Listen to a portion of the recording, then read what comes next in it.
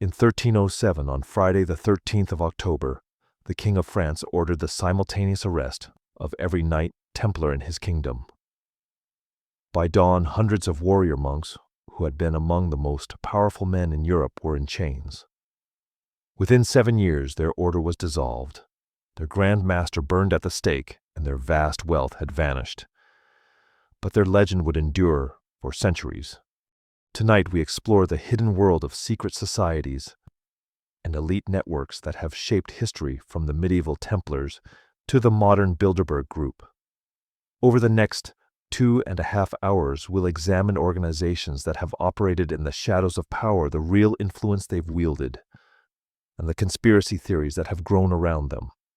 The story of secret societies reveals something fundamental about how power operates. It's not always visible in official institutions. Sometimes it flows through networks of relationships, shared rituals, and private gatherings. The Freemasons, who influenced the American Revolution, the Illuminati, whose brief existence spawned centuries of conspiracy, the Yale students initiated into Skull and Bones, the global elites who meet at Bilderberg, each represents a different facet of this hidden dimension of power. We'll move beyond sensationalism to examine what these organizations actually were and what influence they actually had.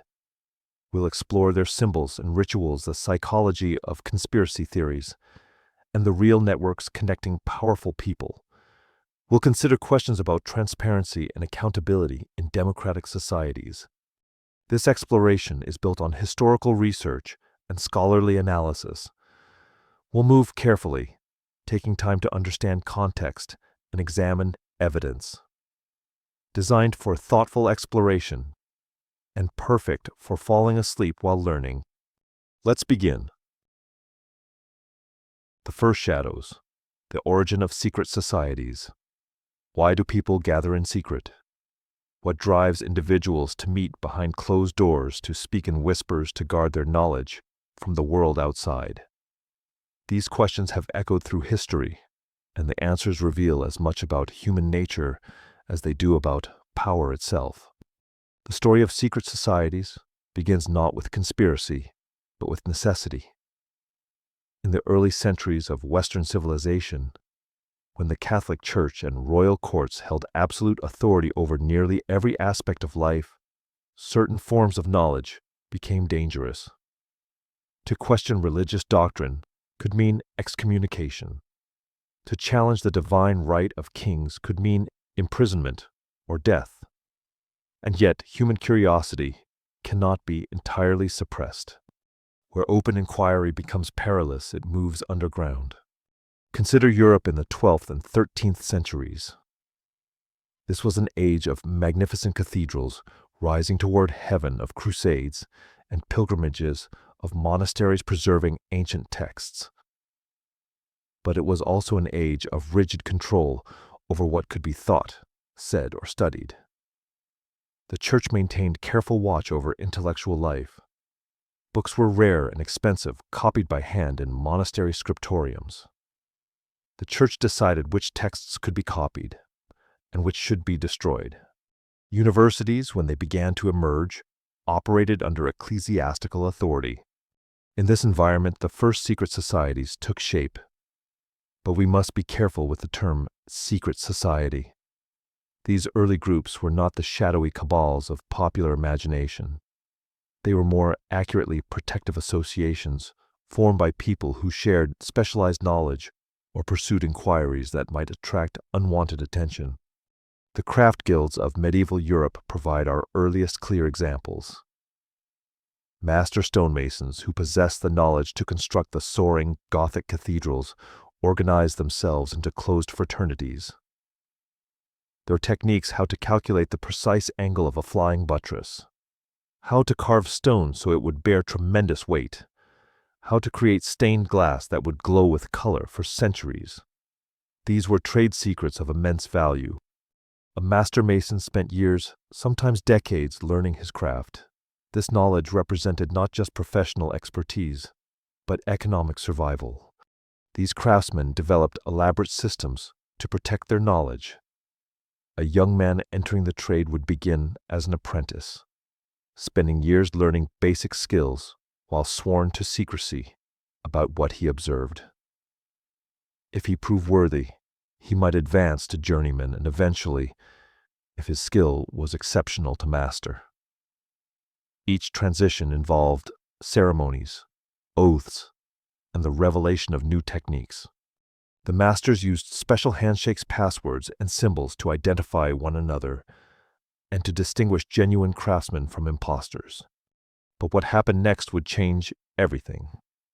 These practical guilds began to attract a different kind of member: scholars, philosophers, and noblemen. Men who would never lift a chisel or lay a stone sought admission to these fraternities.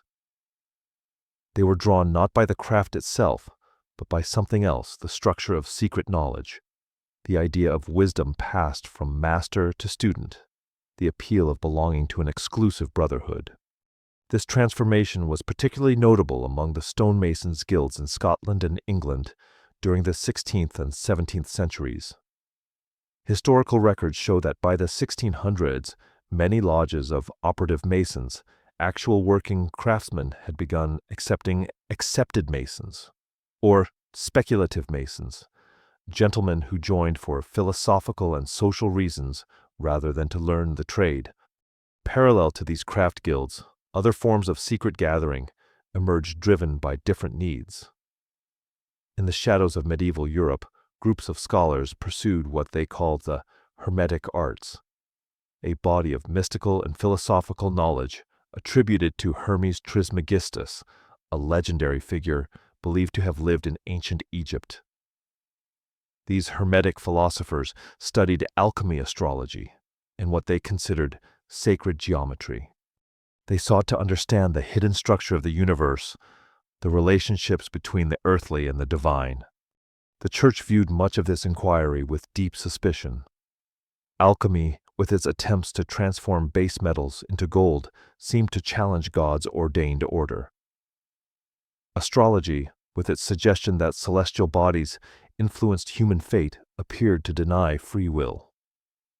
And certain Hermetic texts contained ideas that contradicted church doctrine notions, that divinity could be found within the human soul, that direct knowledge of God was possible without priestly intermediation.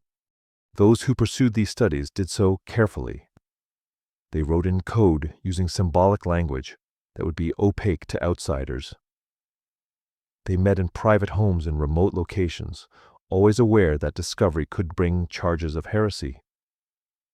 The line between natural philosophy, what we would call science, and forbidden magic was unclear and constantly shifting.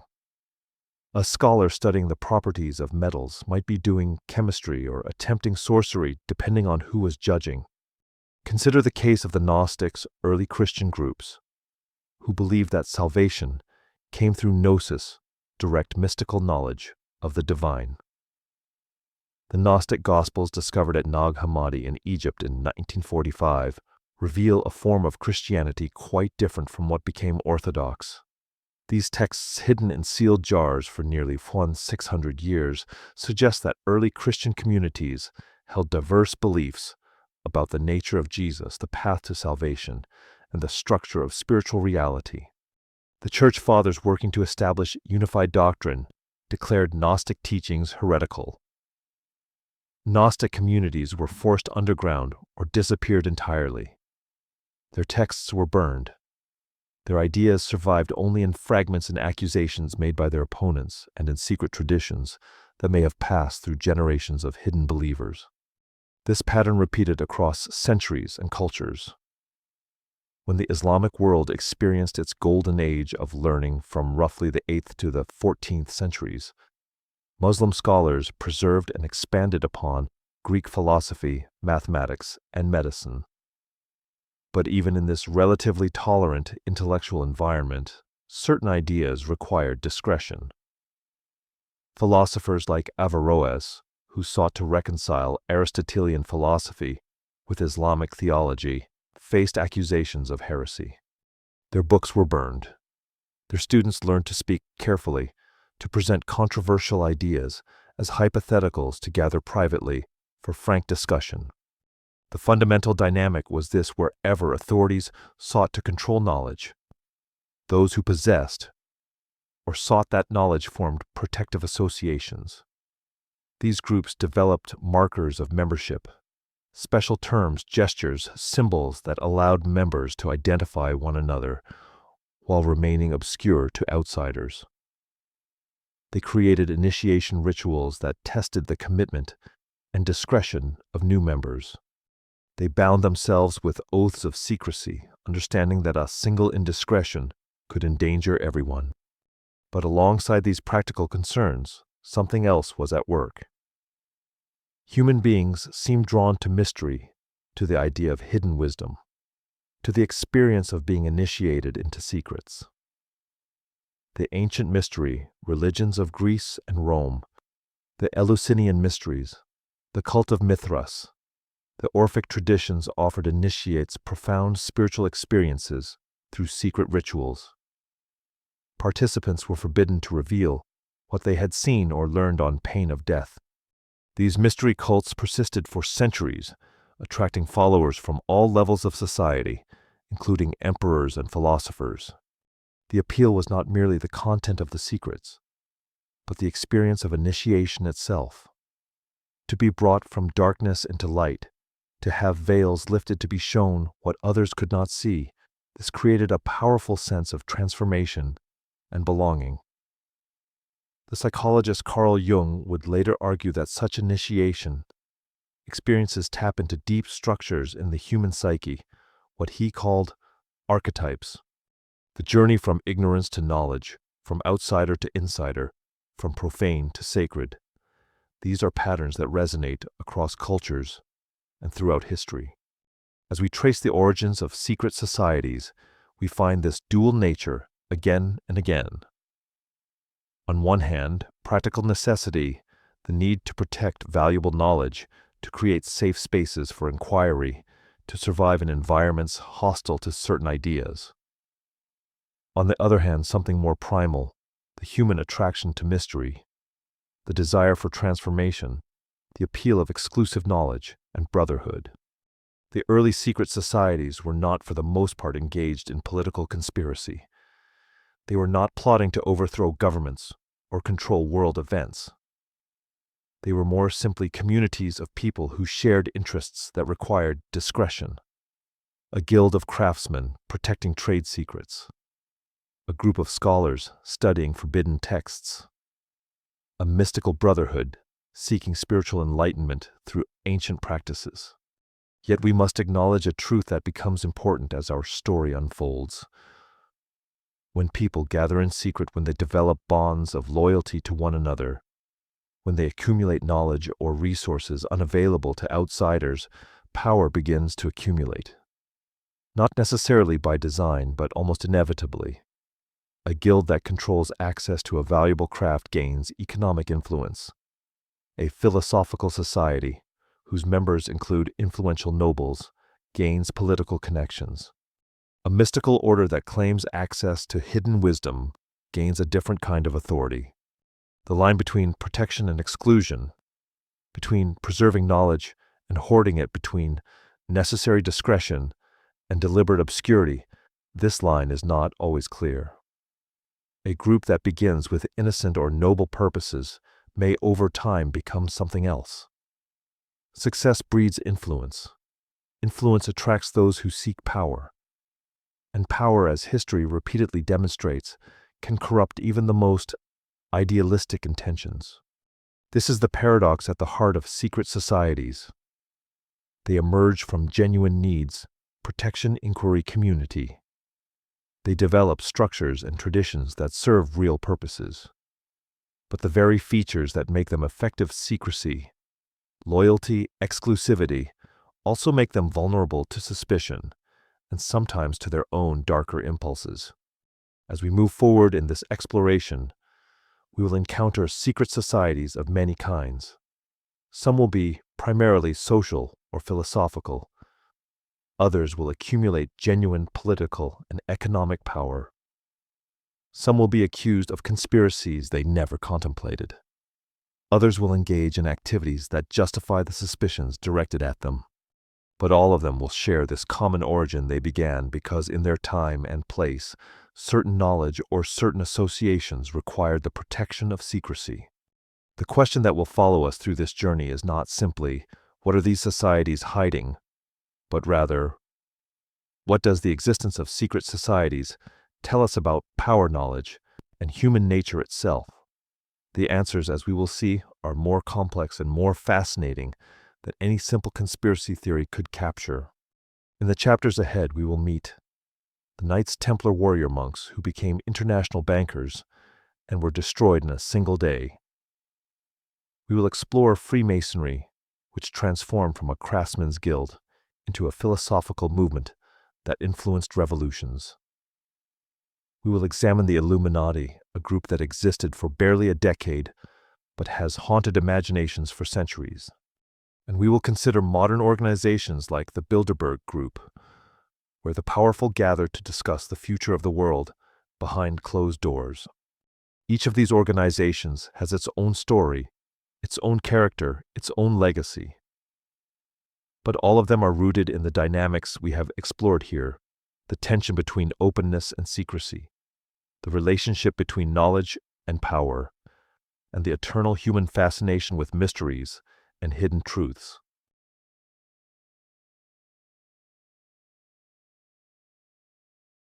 Knights Templar, from Guardians to Legends. We've seen how secret societies emerged from the need to protect knowledge in hostile times. Now let's turn to an organization that began with the noblest of intentions, but ended in one of history's most dramatic falls from grace. On a spring morning in the year 1119 in the newly conquered city of Jerusalem, 9 French knights made a decision that would change the course of history. Their leader, a nobleman named Hugues de Payens, approached King Baldwin II of Jerusalem with an unusual proposal. These knights wished to form a new religious order, one dedicated to protecting Christian pilgrims traveling the dangerous roads to the Holy Land. The First Crusade had ended 20 years earlier in 1099 with the capture of Jerusalem. Thousands of European Christians now made the long pilgrimage to visit the holy sites. But the journey was perilous. The roads through the mountains and deserts were haunted by bandits who preyed on travelers. Pilgrims were robbed, kidnapped for ransom, or simply killed. The existing military orders were focused on defending the Crusader kingdoms themselves, not on protecting individual travelers.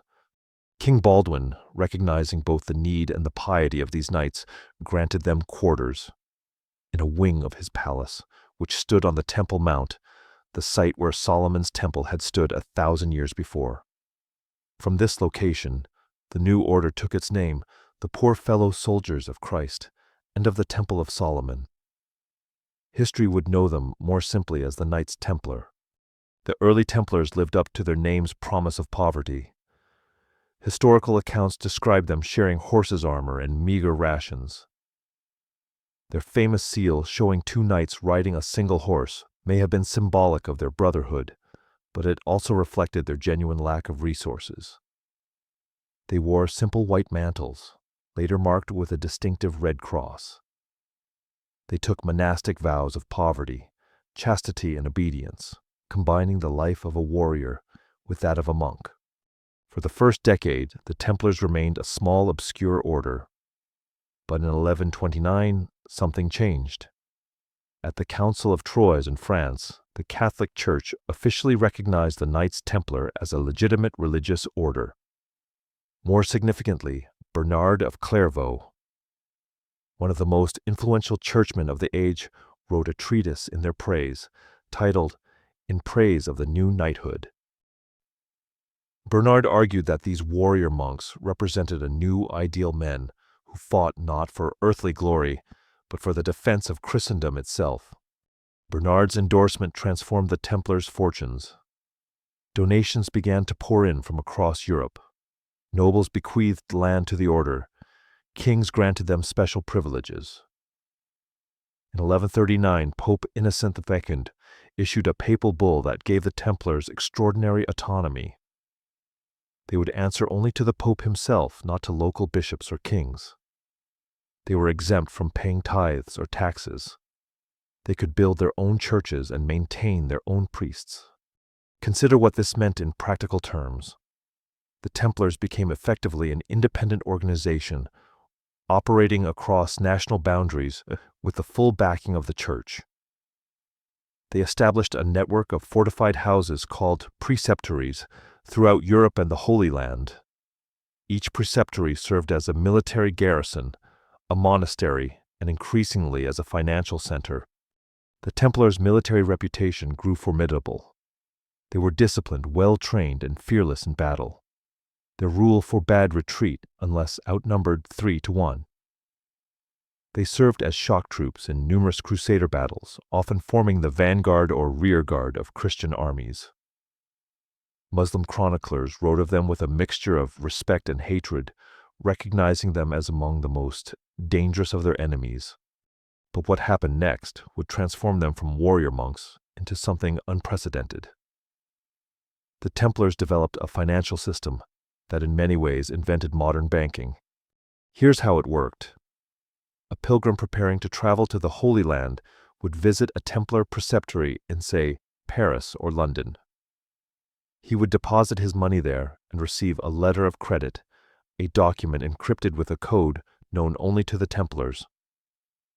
When he arrived in Jerusalem or Acre, he could present this letter at a Templar house there and withdraw his funds minus a service fee. The money itself never traveled, eliminating the risk of robbery. The Templars simply transferred credits between their houses, balancing accounts periodically. This system proved so successful that it expanded far beyond pilgrims. Merchants used it to conduct international trade. Nobles used it to transfer funds between their estates. Kings used it to move money to finance wars. The Templars became in effect the bankers of Europe. They loaned money to monarchs, managed royal treasuries, and even collected taxes on behalf of various kingdoms. Their wealth grew immense. By the late 13th century, the Templars owned thousands of properties across Europe. They had their own fleet of ships. They maintained fortresses that were among the strongest in Christendom. In Paris, their headquarters, the Temple became the financial center of France, where the royal treasury was kept. But this success contained the seeds of their destruction. The Templars had become too wealthy, too powerful, and too independent. They had made a particularly dangerous enemy, King Philip V of France, known as Philip the Fair. Philip was a man of considerable ambition and constant financial need. His wars and lavish court had drained the French treasury. He had already seized the property of Italian bankers and expelled the Jews from France, confiscating their assets. Now he turned his attention to the Templars, to whom he owed substantial debts. The king needed a pretext. He found it in rumors and accusations that had circulated for years about the Templars' secret initiation ceremonies. What actually occurred in these ceremonies remains debated by historians. The Templars, like many medieval orders, conducted their initiations in private. This secrecy, combined with their wealth and power, had bred suspicion. Philip's agents spent months gathering testimony from disgruntled former Templars and fabricating charges. The accusations were sensational. The Templars, it was claimed, denied Christ during their initiation, spat on the cross, and engaged in idol worship. They were said to venerate a mysterious head called Baphomet. They were accused of engaging in immoral acts with one another. On Friday, October 13th, 1307, Philip struck.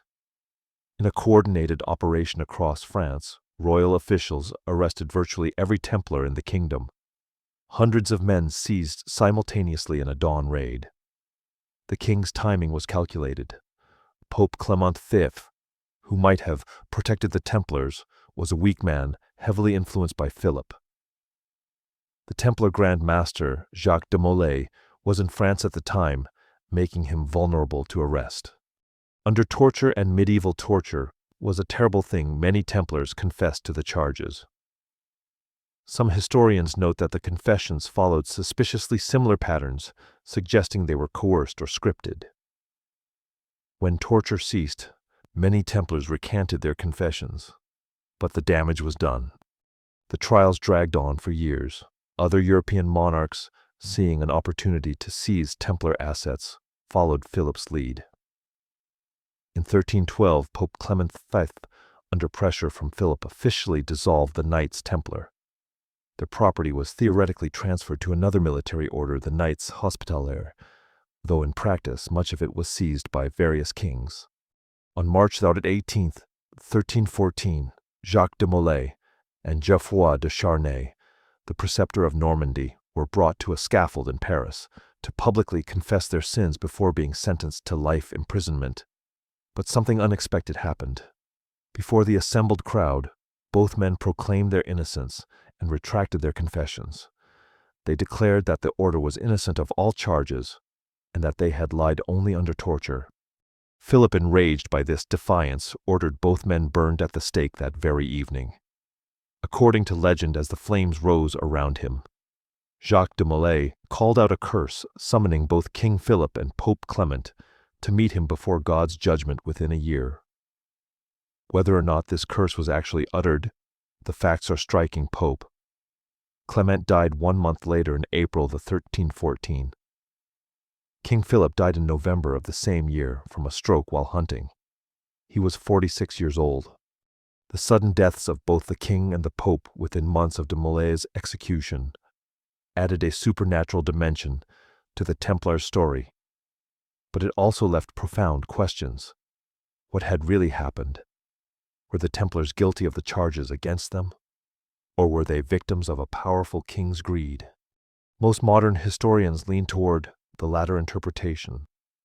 The charges against the Templars bear the hallmarks of fabrication. They're similar to accusations commonly leveled against heretics and outsiders in medieval Europe. The confessions were extracted under torture and often recanted. No credible evidence of the alleged practices was ever found. The speed and coordination of the arrests suggest a political operation rather than a religious investigation. Yet some mysteries remain.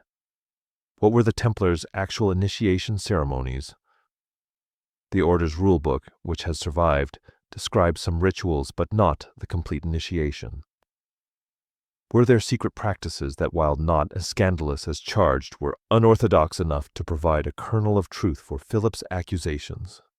And what happened to the Templar treasure? The order's wealth was legendary, but when Philip's men raided the Paris temple, they found far less than expected. Had the Templars been warned? Did some members escape with assets? Historical records show that the Templar fleet based at La Rochelle disappeared shortly before the arrests. Where did those ships go? These questions have fueled centuries of speculation. Some theories suggest that Templars fled to Scotland, which did not recognize the papal bull dissolving the order. Others propose that they reached the Americas centuries before Columbus. Still others claim they went underground, preserving their order in secret and influencing events from the shadows. The evidence for such dramatic survivals is thin. What we know for certain is that some individual Templars did escape persecution, either by fleeing to regions where the order was not suppressed or by joining other military orders. In Portugal, the Templars were essentially reconstituted as the Order of Christ. In Germany and Spain, many Templars were found innocent and absorbed into other orders, but the Knights Templar as an institution was gone, destroyed, in less than a decade after nearly 2 centuries of existence. Their story, from humble beginnings to immense power to sudden catastrophe, became a template for countless legends. They were cast as guardians of the Holy Grail, keepers of ancient secrets, and precursors to later secret societies. The Templars' legacy is complex. They were genuinely innovative in their combination of military and monastic life, and their financial systems were remarkably advanced for their time.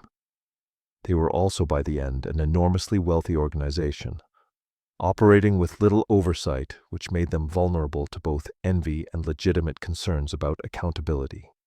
Their dramatic end, the coordinated arrests, the trials, the executions, the mysterious disappearances created a narrative gap that imagination has been filling ever since. When we don't know exactly what happened, we tend to create stories that reflect our own concerns and fascinations. For some, the Templars became martyrs, innocent victims of a corrupt king. For others, they became keepers of profound secrets, perhaps even possessors of sacred relics, or forbidden knowledge discovered beneath Solomon's temple. What we can say with confidence is this: the Knights Templar were real. Their rise and fall are well documented, and their influence on medieval Europe was substantial. They demonstrated how an organization could accumulate power through a combination of religious legitimacy, military prowess, and financial innovation. They also demonstrated how quickly such power could be destroyed when it threatened the wrong people. The questions that linger about their secrets, their treasure, their possible survival, tell us as much about our own fascination with hidden knowledge and conspiracy as they do about medieval history. The Templars have become a screen onto which we project our ideas about secret societies, hidden power, and the mysteries of the past. As we continue our exploration, we'll see how the Templar legend influenced later secret societies, particularly the Freemasons, who would claim a connection to these warrior monks. Whether that connection is historical or mythical is another question we'll need to examine.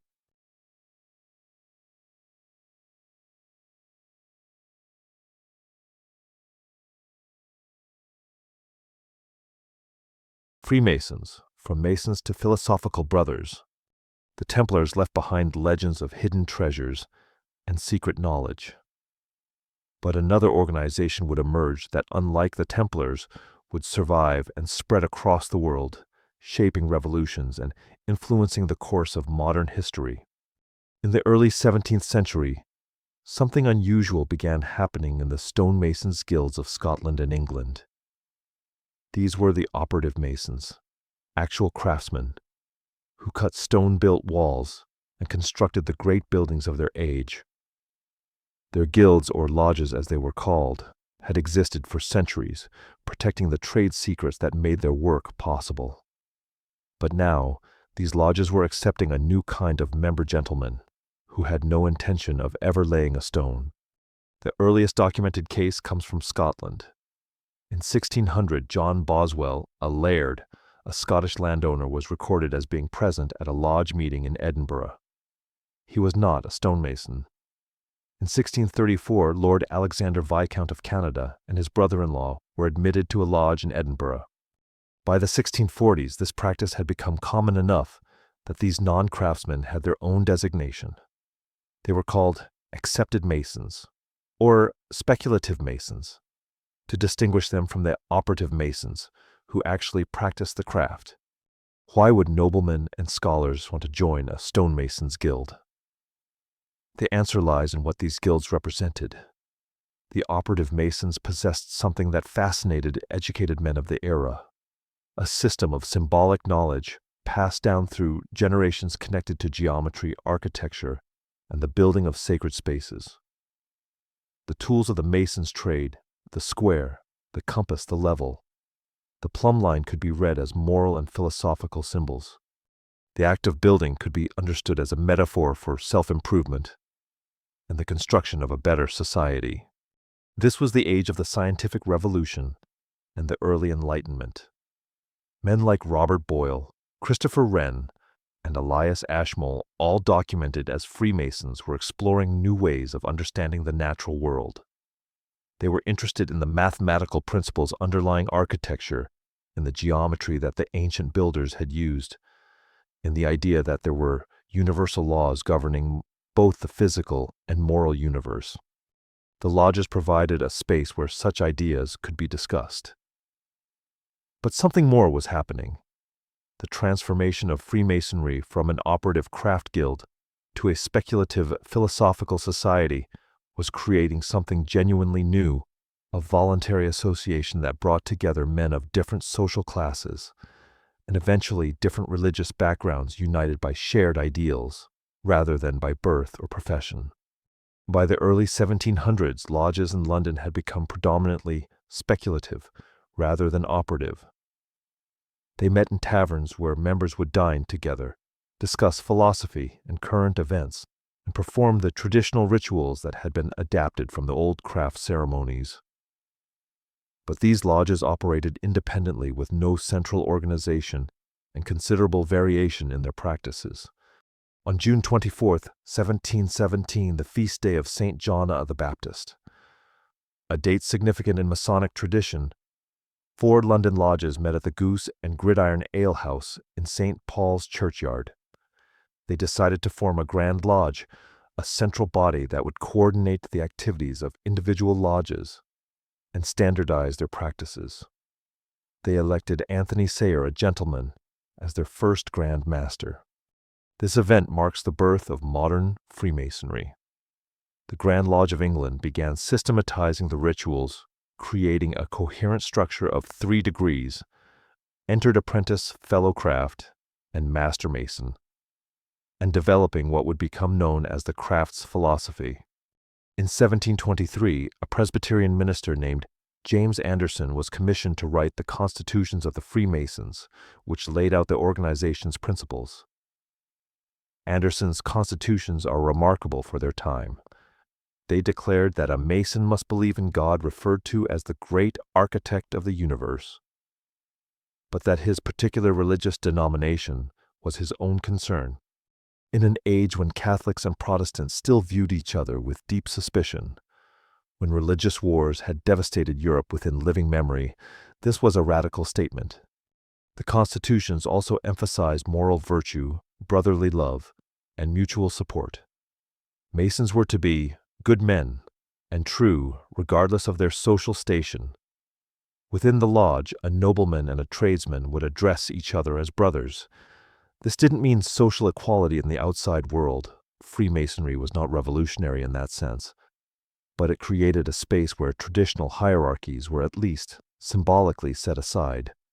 The meetings themselves were conducted in secrecy, not because Masons were plotting anything nefarious, but because the privacy allowed for frank discussion and created a sense of sacred space. The rituals, which involved symbolic reenactments of moral lessons, were kept secret partly to preserve their impact.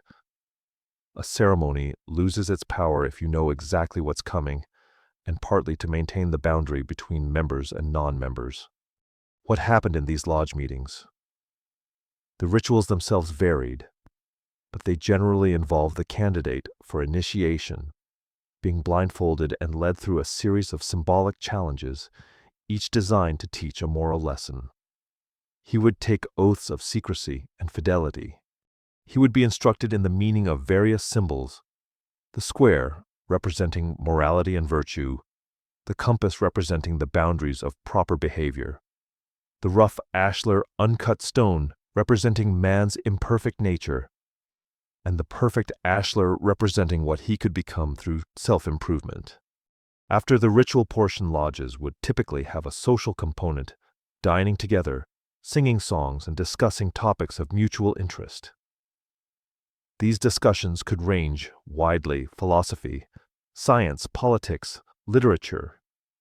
The lodge provided a rare space in 18th century society where such conversations could happen across class lines and increasingly across religious divisions. Freemasonry spread rapidly.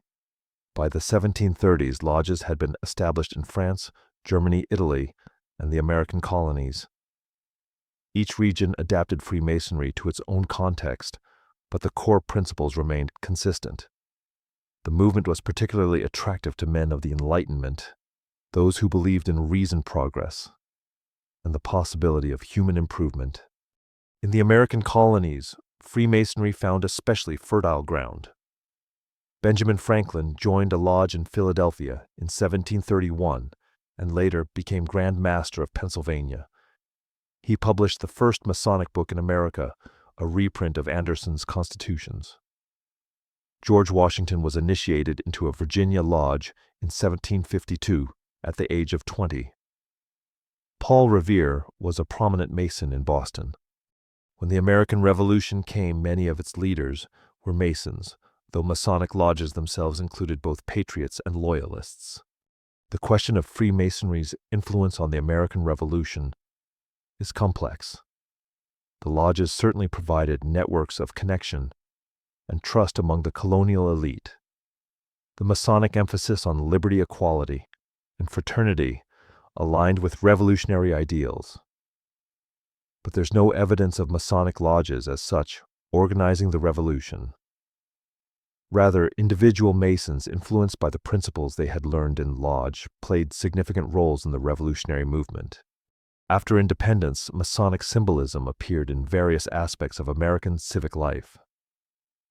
The Great Seal of the United States, with its unfinished pyramid and all-seeing eye, has often been attributed to Masonic influence. While the designers of the seal, including Franklin, were indeed Masons, these symbols were not exclusively Masonic. They were part of a broader vocabulary of Enlightenment imagery, drawing on classical and biblical sources. In France, Freemasonry took a different path. French lodges became centers of Enlightenment thought and increasingly of political discussion. In a society where open criticism of the monarchy or the church could be dangerous, the lodges provided a semi-protected space for such conversations. Members included philosophers like Voltaire, who was initiated shortly before his death, and many of the encyclopedists who were working to catalog and disseminate human knowledge. When the French Revolution erupted in 1789, many revolutionaries were Masons. The revolutionary slogan, "Liberty, Equality, Fraternity," echoed Masonic principles. But again, the relationship is not simple. Masonic lodges had not planned the revolution, and Masons could be found on all sides of the revolutionary conflicts. Some lodges were suppressed during the Terror. Others continued to meet, adapting to the rapidly changing political landscape. This political involvement, however, made Freemasonry a target. The Catholic Church, which had initially been ambivalent about Freemasonry, became increasingly hostile. In 1738, Pope Clement XIII issued a papal bull condemning Freemasonry and forbidding Catholics from joining under pain of excommunication.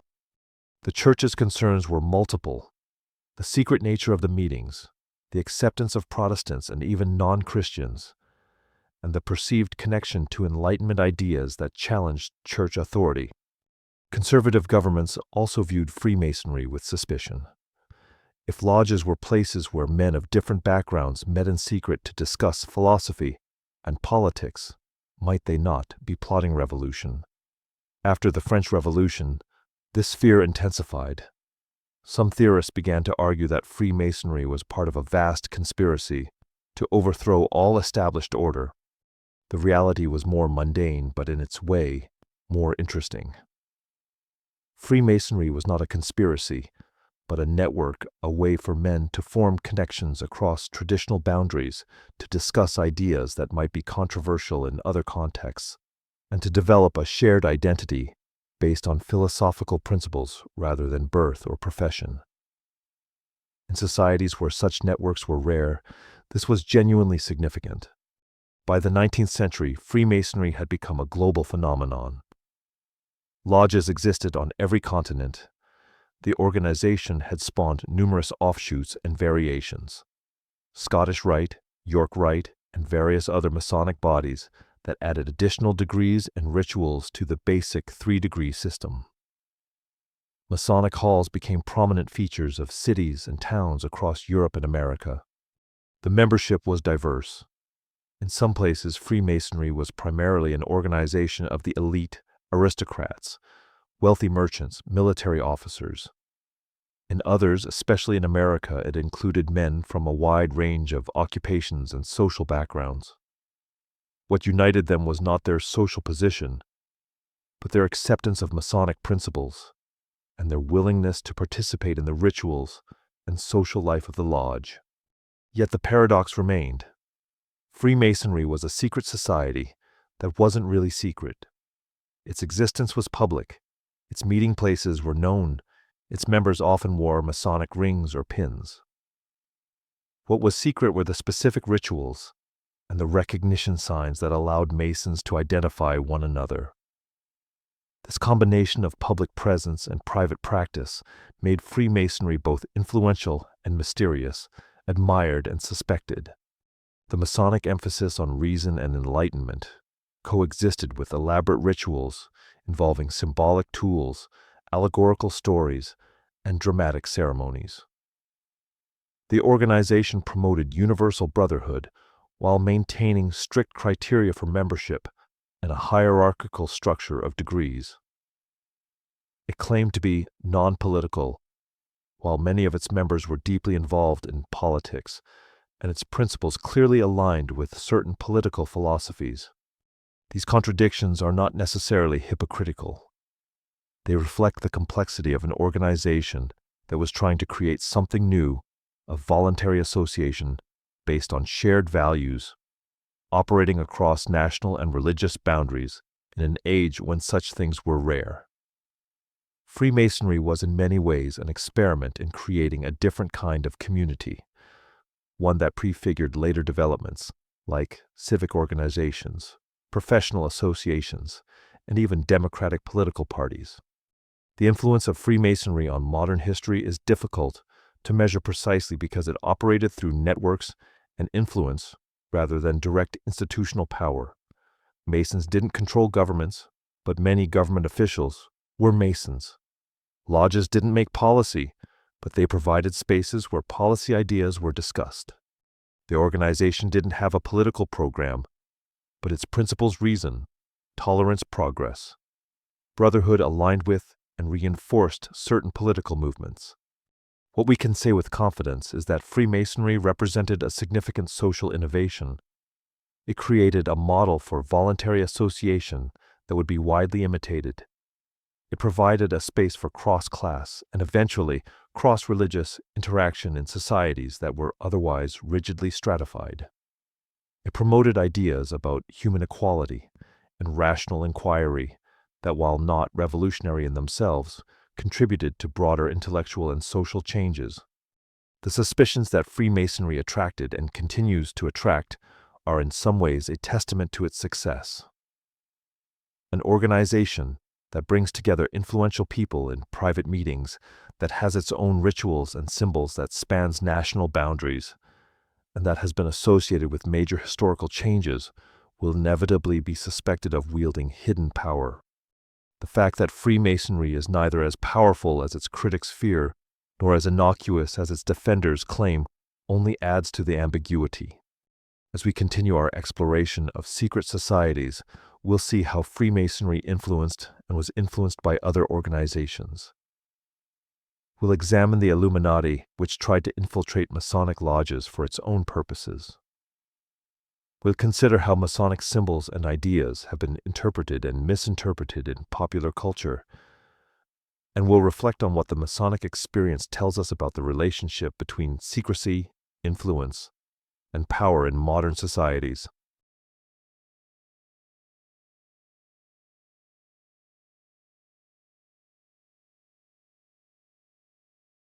Illuminati, the dream of enlightenment and the nightmare of conspiracy.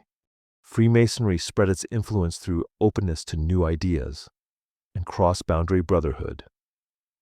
But another organization would take a different approach, one of deliberate infiltration and radical ambition, and in doing so would create a legend far larger than its brief existence. On May 1st, 1776, in the Bavarian city of Ingolstadt, a 28-year-old law professor named Johann Adam Weishaupt gathered 4 students in a private room. Together they founded a new secret society. Weishaupt called it the Order of the Perfectibilists. Within months he would change the name to something more evocative, the Order of the Illuminati, the Enlightened Ones. The date is worth noting, May 1st, 1776. Just 2 months before the American Declaration of Independence. The same year that Adam Smith published The Wealth of Nations, and Edward Gibbon began publishing The Decline and Fall of the Roman Empire. It was a year of revolutionary ideas, and Weishaupt considered himself a revolutionary thinker. Weishaupt had grown up in the shadow of the Jesuits. Orphaned at age 5, he had been educated by his godfather, a baron who was also a professor at the University of Ingolstadt. The university was controlled by the Jesuits, the Catholic order known for its intellectual rigor and its influence over education throughout Catholic Europe. Weishaupt had studied their methods, their organization, their techniques for shaping young minds. He admired their effectiveness, even as he rejected their theology. By his mid-20s, Weishaupt had become a professor of canon law, church law at Ingolstadt. But his beliefs had moved far from Catholic orthodoxy. He was a devotee of the Enlightenment, convinced that reason and science should replace what he saw as superstition and religious dogma. He believed that the Catholic Church, in alliance with monarchical governments, kept people in ignorance and servitude. He dreamed of a world governed by reason, where merit rather than birth determined one's place, where knowledge was freely shared rather than controlled by authorities. But how could one person, a young professor in a conservative Catholic duchy, hope to change society? Weishaupt's answer was to create a secret organization that would gradually infiltrate positions of influence and, over time, reshape society from within. The initial group was tiny, just 5 men, including Weishaupt. They adopted code names drawn from classical antiquity. Weishaupt called himself Spartacus, after the slave who had led a rebellion against Rome.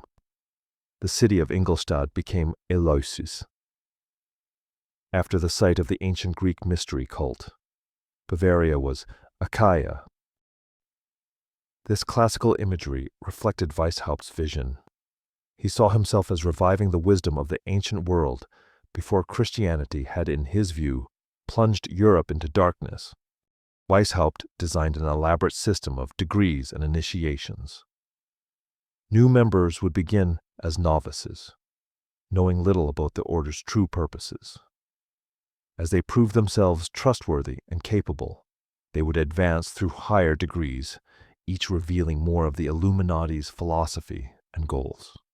Only those who reached the highest levels would understand that the ultimate aim was nothing less than the gradual abolition of monarchy, organized religion, and private property, to be replaced by a rational social order based on merit and enlightened principles.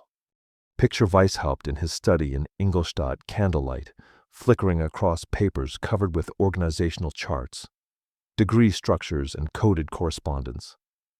He was creating not just a secret society, but a blueprint for social transformation, drawing on everything he had learned from the Jesuits about organization and influence, but directing it towards opposite ends. Where the Jesuits sought to strengthen Catholic orthodoxy, Weishaupt sought to undermine it. Where they supported monarchical authority, he sought to replace it with rational governance. But Weishaupt faced a problem: recruitment. His initial circle was limited to his students and a few local contacts. To expand significantly, he needed access to influential people across Bavaria and beyond. He found his answer in Freemasonry. By the 1770s, Masonic lodges existed throughout German-speaking lands. They attracted educated men, professionals, nobles, exactly the demographic Weishaupt wanted to reach. In 1777, Weishaupt himself joined a Masonic lodge in Munich. He quickly recognized that Freemasonry could serve as a recruiting ground for the Illuminati. The strategy was subtle. Illuminati members would join Masonic lodges and identify men who seemed receptive to more radical ideas. These individuals would be gradually introduced to Illuminati philosophy, often without initially realizing they were being recruited into a separate organization. Some lodges were effectively taken over by Illuminati members who would steer discussions and activities in directions that served Illuminati goals. This infiltration strategy proved remarkably successful. In 1780, a significant figure joined the Illuminati baron Adolf von Knigge, a skilled organizer and experienced Freemason. Von Knigge brought organizational expertise and extensive contacts. Under his influence, the Illuminati structure became more sophisticated, and recruitment accelerated dramatically. By 1784, the Illuminati had grown to somewhere between 2,000 and 3,000 members across German-speaking Europe. The membership included professors, lawyers, doctors, and government officials. It also included notable cultural figures. Johann Wolfgang von Goethe, Germany's greatest writer, was a member. So was Johann Gottfried Herder, an influential philosopher. Duke Ernest II of Saxe-Gotha-Altenburg joined, as did Duke Ferdinand of Brunswick.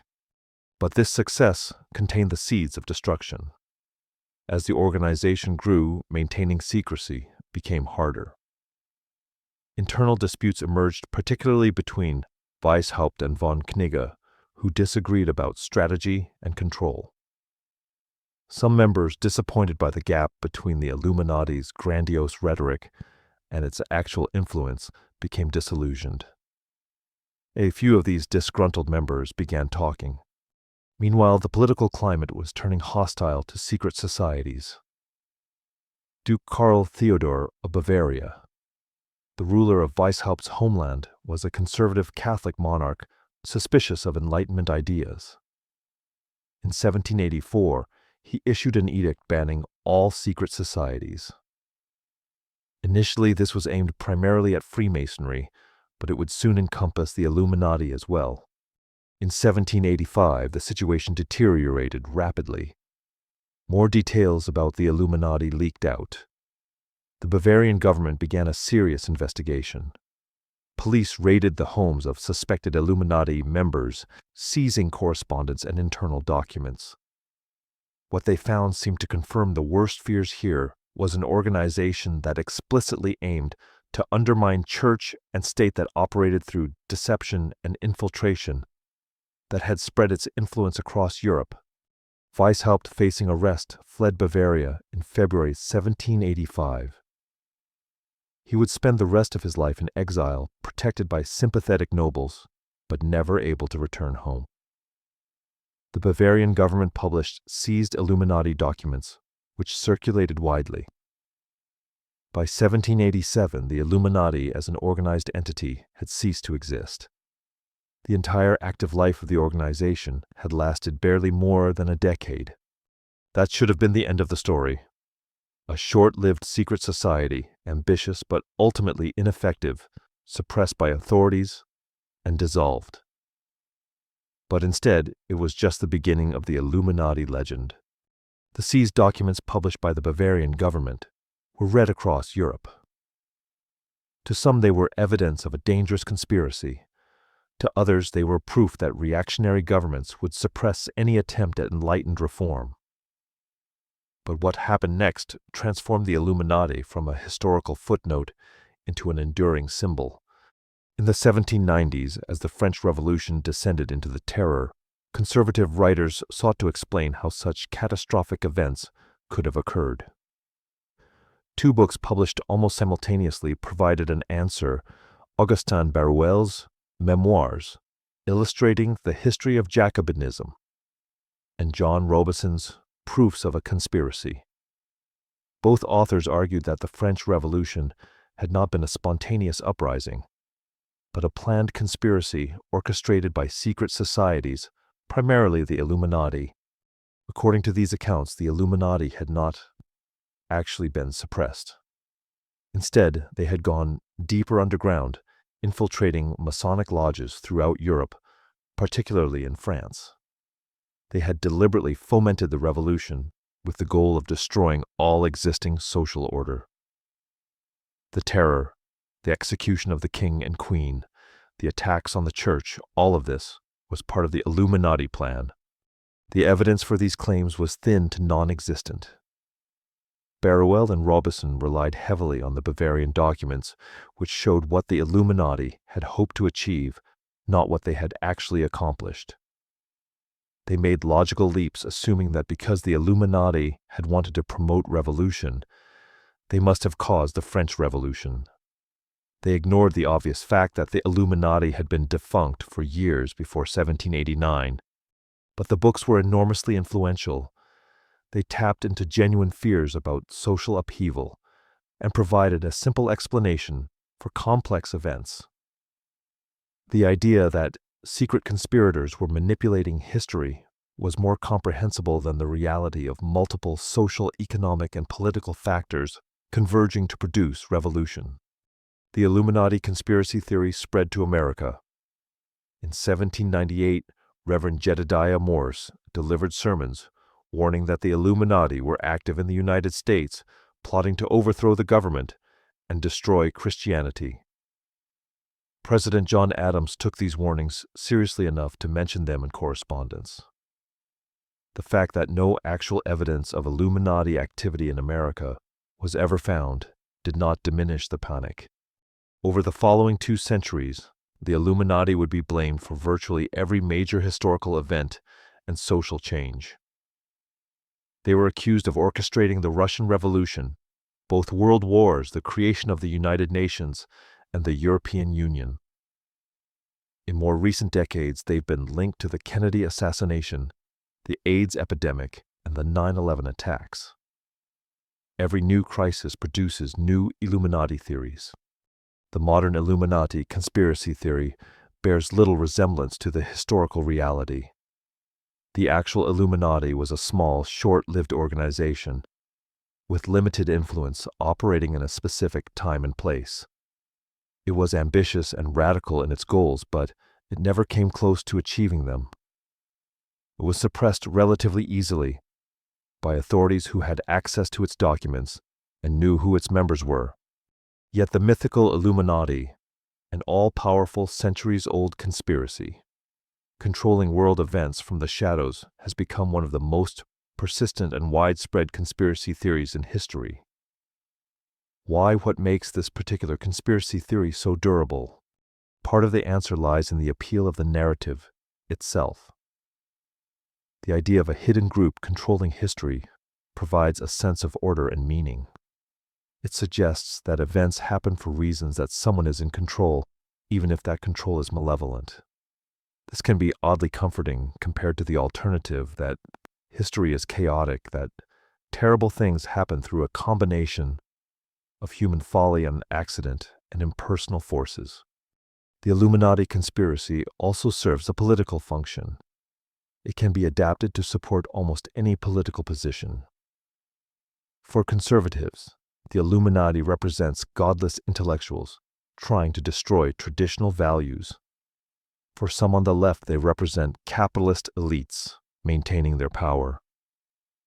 For populists, they're the establishment that keeps ordinary people down. The theory is flexible enough to accommodate different fears and grievances. There's also something about the name itself, the Illuminati, the enlightened ones, that captures the imagination. It suggests hidden knowledge, secret wisdom, the idea that there are truths known only to a select few.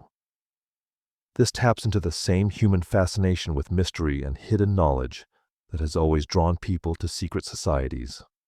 The historical Illuminati's actual legacy is complex and ambiguous. Weishaupt's ideas about reason, merit-based advancement, and the separation of church and state were not unique to the Illuminati. They were part of the broader Enlightenment. Many of these ideas eventually became mainstream in Western societies, not because of Illuminati conspiracy, but through open philosophical debate, political movements, and social change. The Illuminati's real innovation was organizational. The idea of using secret infiltration of existing institutions to promote social change. This was genuinely novel, and to authorities genuinely threatening. But it was also, as events proved, not particularly effective. Secret conspiracies are difficult to maintain, prone to internal disputes, and vulnerable to exposure. What the Illuminati story reveals most clearly is the power of narrative over reality. A group that existed for barely a decade, with at most a few thousand members on a budget limited to one region of Europe, has become in popular imagination a timeless, global conspiracy. The myth has overwhelmed the history. As we move forward in our exploration, we'll see how the Illuminati legend has influenced perceptions of other secret societies and elite organizations. We'll examine groups like Skull and Bones and the Bilderberg Group and consider how much the Illuminati myth shapes the way we interpret their activities. The shadow cast by Weishaupt's brief experiment continues to fall across our understanding of power, secrecy, and influence.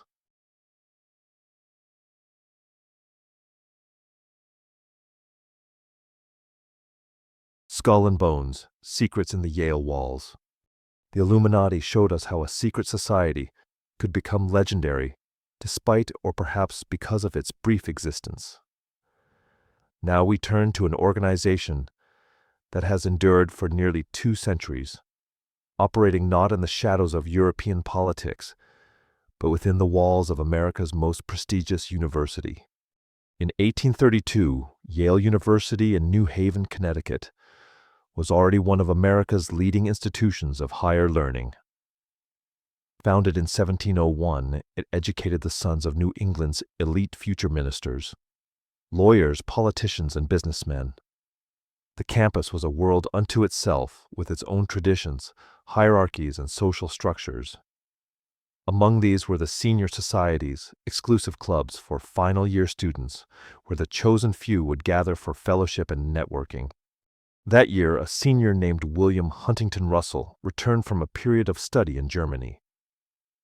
Russell came from a prominent family. His cousin Samuel Russell had founded Russell and Company, one of the most successful American trading firms in China.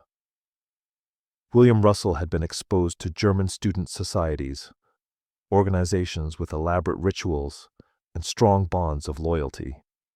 He decided to create something similar at Yale. Russell partnered with Alphonso Taft, another senior, from a distinguished family. Taft's son would later become President William Howard Taft, and his grandson would be Senator Robert Taft. Together, Russell and Taft founded a new senior society. They called it the Order of Skull and Bones. The name was deliberately provocative. The society's symbol, a skull and crossbones with the number 322 beneath it, evoked mortality and mystery. The meaning of 322 has been debated for nearly 2 centuries. Some claim it refers to 322 BCE, the year the Greek orator Demosthenes died. Others suggest it represents the founding date of a German secret society that Russell encountered during his studies. Still others propose it simply means the society was the second chapter of a German organization founded in 1832, hence 322, or Chapter 2 in 32. The truth remains uncertain, which is perhaps fitting for an organization built on secrecy. What we know for certain is that Skull and Bones established a pattern that has continued for almost 200 years. Each spring, 15 juniors, third-year students are tapped for membership. The selection process itself is shrouded in tradition. Members identify promising juniors based on achievement, leadership, and family connections. On tap night, the chosen students are approached often dramatically and invited to join. Those who accept become Knights of the Order. They spend their senior year meeting twice weekly in a building known as the Tomb, a windowless, fortress-like structure on the Yale campus. The building was constructed in 1856, replacing the original meeting place. Its architecture is deliberately imposing brownstone walls, no windows on the ground floor, an air of impenetrability. Inside, according to those few descriptions that have leaked out, the building contains meeting rooms, decorated with skulls, bones, and memorabilia, allegedly including items belonging to famous historical figures. What happens inside the Tomb members take an oath never to reveal the society's rituals or discussions. This vow of secrecy has been remarkably effective. While some details have emerged over the years through occasional leaks, investigative journalism, and a few members who broke their silence, much remains unknown. What we do know suggests a combination of ritual autobiography and bonding. New members reportedly spend time in a coffin, symbolically dying to their old life and being reborn as a knight. They adopt secret names, some traditional, some personal. They share their life stories in extended sessions revealing intimate details to their fellow members. The idea is to create bonds of trust and mutual knowledge that will last a lifetime. But the rituals, however unusual, are not what makes Skull and Bones significant. What matters is the membership list. Over nearly 2 centuries, Skull and Bones has initiated approximately 2,500 members, 15 per year, since 1832. This small number includes a remarkable concentration of American power and influence. 3 U.S. presidents have been Bonesman William Howard Taft, George H.W. Bush, and George W. Bush. The 2004 presidential election featured 2 Skull and Bones members, George W. Bush and John Kerry. Both men, when asked about their membership during the campaign, deflected with humor but refused to discuss the society in any detail. Beyond presidents, the list includes numerous senators, congressmen and cabinet members, Supreme Court justices including Potter Stewart, CIA officials including founding members of the agency, business leaders including executives of major corporations and financial institutions, publishers and journalists. The society's reach extends across American institutions of power. Certain families have multi-generational membership. The Bush family includes Prescott Bush, George H.W. Bush, and George W. Bush, 3 generations of Bonesmen. The Taft family has had multiple members across generations. The Harriman family, prominent in banking and politics, has produced several knights. These family connections suggest that Skull and Bones serves at least in part as a mechanism for reproducing elite status across generations. Critics argue that this is precisely the problem. They see Skull and Bones as an instrument of class privilege, a way for the WASP establishment, white Anglo-Saxon Protestant, to maintain its grip on American power. The society, in this view, creates an old boys network where members help each other advance in careers, secure positions, and maintain influence. The secrecy ensures that these connections remain hidden from public scrutiny. Consider the implications. When Bonesmen hold positions in government, business, media, and law, do their loyalties to the order influence their decisions? When 2 Bonesmen negotiate a business deal or political agreement, does their shared membership create an understanding unavailable to outsiders? When a Bonesman hires or promotes another Bonesman, is it based on merit or fraternal loyalty? Defenders of Skull and Bones offer a different interpretation. They argue that the society is simply a prestigious honor society, not fundamentally different from other elite organizations. Yale has other senior societies, Scroll and Key Wolf's Headbook and Snake, that serve similar functions. Harvard has its final clubs. Princeton has its eating clubs. These are all mechanisms by which elite universities create networks among their students.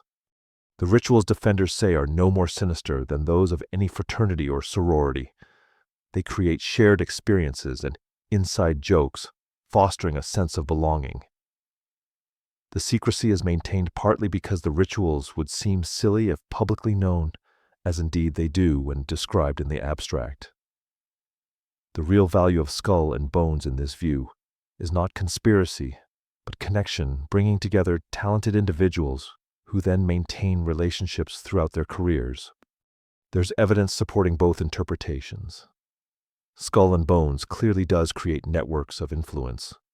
Bonesmen do help each other.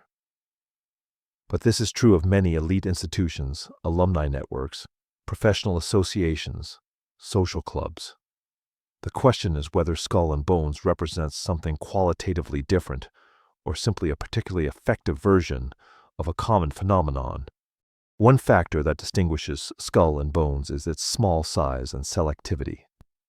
Only 15 new members per year creates an exclusive club. Over a lifetime, a Bonesman might know personally several hundred fellow members, a manageable network.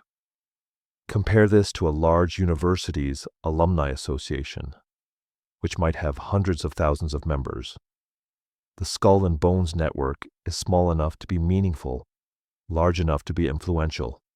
Another distinguishing factor is the intensity of the bonding experience. The senior year meetings, the shared rituals, the autobiographical revelations, these create deeper connections than casual acquaintance.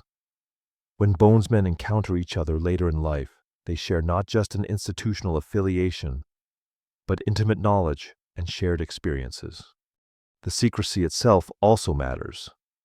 It creates a boundary between members and non-members, an in-group and an out-group. It signals that members can be trusted with secrets that they value loyalty. In careers involving sensitive information, intelligence, diplomacy, high-level business, this reputation for discretion may be valuable. Yet we should be careful not to overstate Skull and Bones' influence. Not all members become powerful. Many lead ordinary professional lives, distinguished perhaps, but not particularly influential. And not all powerful Yale graduates are bonesmen. The university has produced thousands of leaders who were never tapped for the society. Moreover, bonesmen don't always agree with each other. The society includes members across the political spectrum. George H.W. Bush and John Kerry, both bonesmen, held very different political views. The idea that the society coordinates its members' actions toward common goals is not supported by their diverse careers and positions. What Skull and Bones does provide is access to networks, to opportunities, to other influential people. This is significant, but not the same as control. A bonesman might get an interview for a position because of his membership, but he still needs to perform. He might have access to powerful people, but he can't dictate their decisions. The society also reflects broader patterns of privilege in American society. Skull and Bones draws its members from Yale, which itself draws students disproportionately from wealthy families and elite preparatory schools. The society has historically been dominated by white Protestant men, though it began admitting women in 1992, and has become somewhat more diverse since then. The networks it creates are powerful, partly because they connect people who already have advantages. This raises uncomfortable questions about meritocracy and democracy. America prides itself on being a society where anyone can succeed through talent and hard work.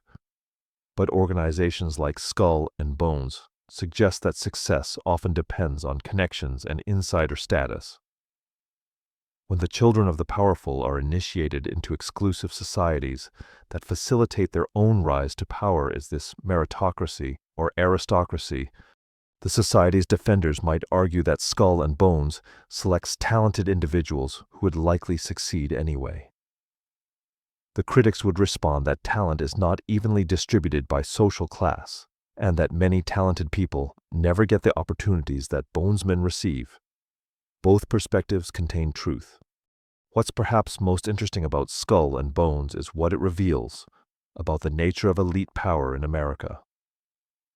Unlike the Illuminati's revolutionary ambitions or the Templars' institutional authority, Skull and Bones doesn't seek to overthrow or control. It simply connects. It creates relationships among people who are likely to become influential, ensuring that when they reach positions of power, they have ties to others in similar positions. This is a more subtle form of influence than conspiracy theories usually imagine. There's no master plan, no coordinated agenda. Instead, there's a network of people who know each other, trust each other, and are inclined to help each other. When decisions are made about who to hire, who to promote, who to trust with sensitive information, these relationships matter. The question this raises is whether such networks are compatible with democratic principles. In a democracy, we expect decisions to be made based on merit, public interest, and transparent processes. But if an informal network of people, connected through secret societies, influences these decisions, is the system truly democratic? Or does it have an aristocratic element where power circulates among a connected elite? These are not easy questions, and Skull and Bones provides no clear answers.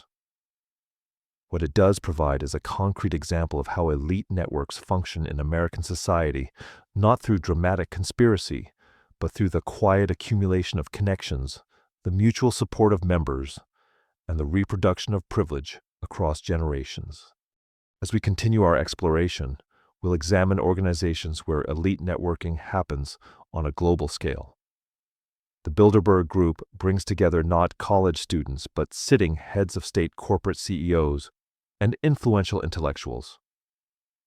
There, the questions about power secrecy and democratic accountability become even more pressing.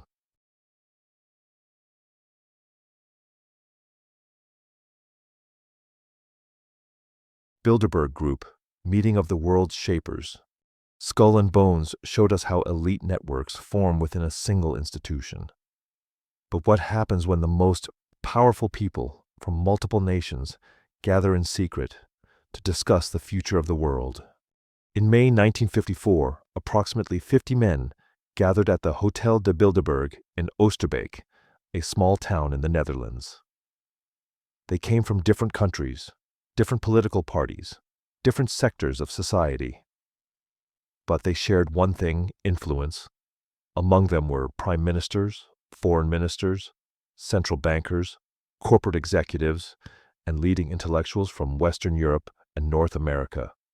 The meeting was organized by Prince Bernhard of the Netherlands, a controversial figure who would later be involved in the Lockheed bribery scandal. Supporting him were two key figures: David Rockefeller, scion of America's most famous business dynasty, and Joseph Redinger, a Polish political advisor who had spent years working to promote European unity. The stated purpose was straightforward. In 1954, the Cold War was intensifying. The United States and Western Europe were allies, but tensions existed. Many Europeans resented American dominance.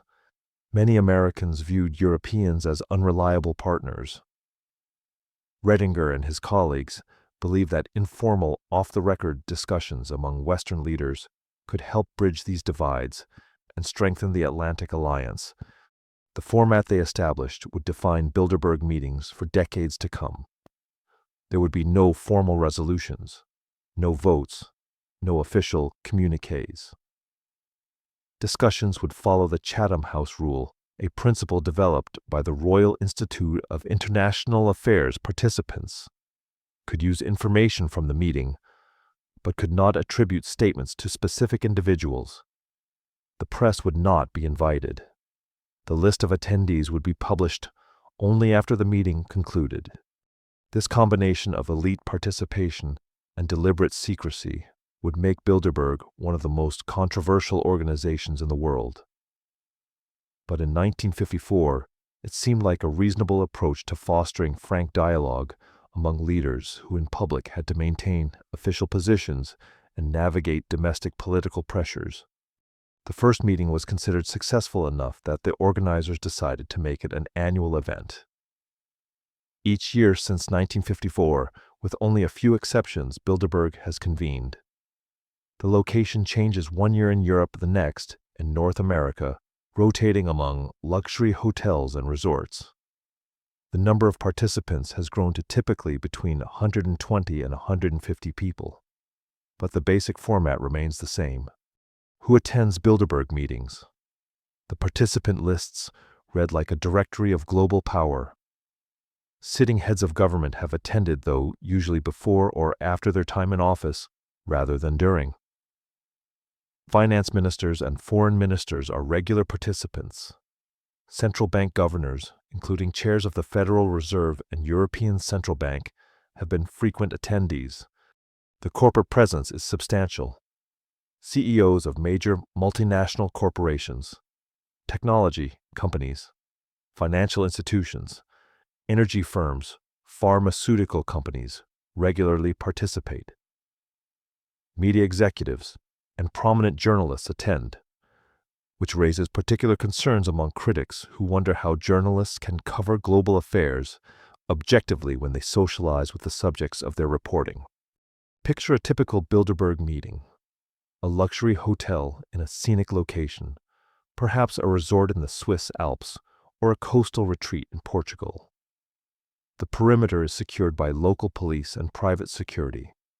Attendees arrive discreetly, often through back entrances.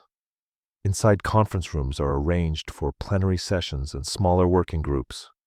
The agenda distributed to participants, but not made public lists. Topics for discussion: global economic outlook, technological disruption, geopolitical tensions, energy policy, cybersecurity.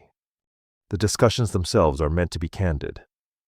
A finance minister can speak about economic challenges without worrying that his comments will be quoted in tomorrow's newspapers, potentially moving markets or creating political problems at home.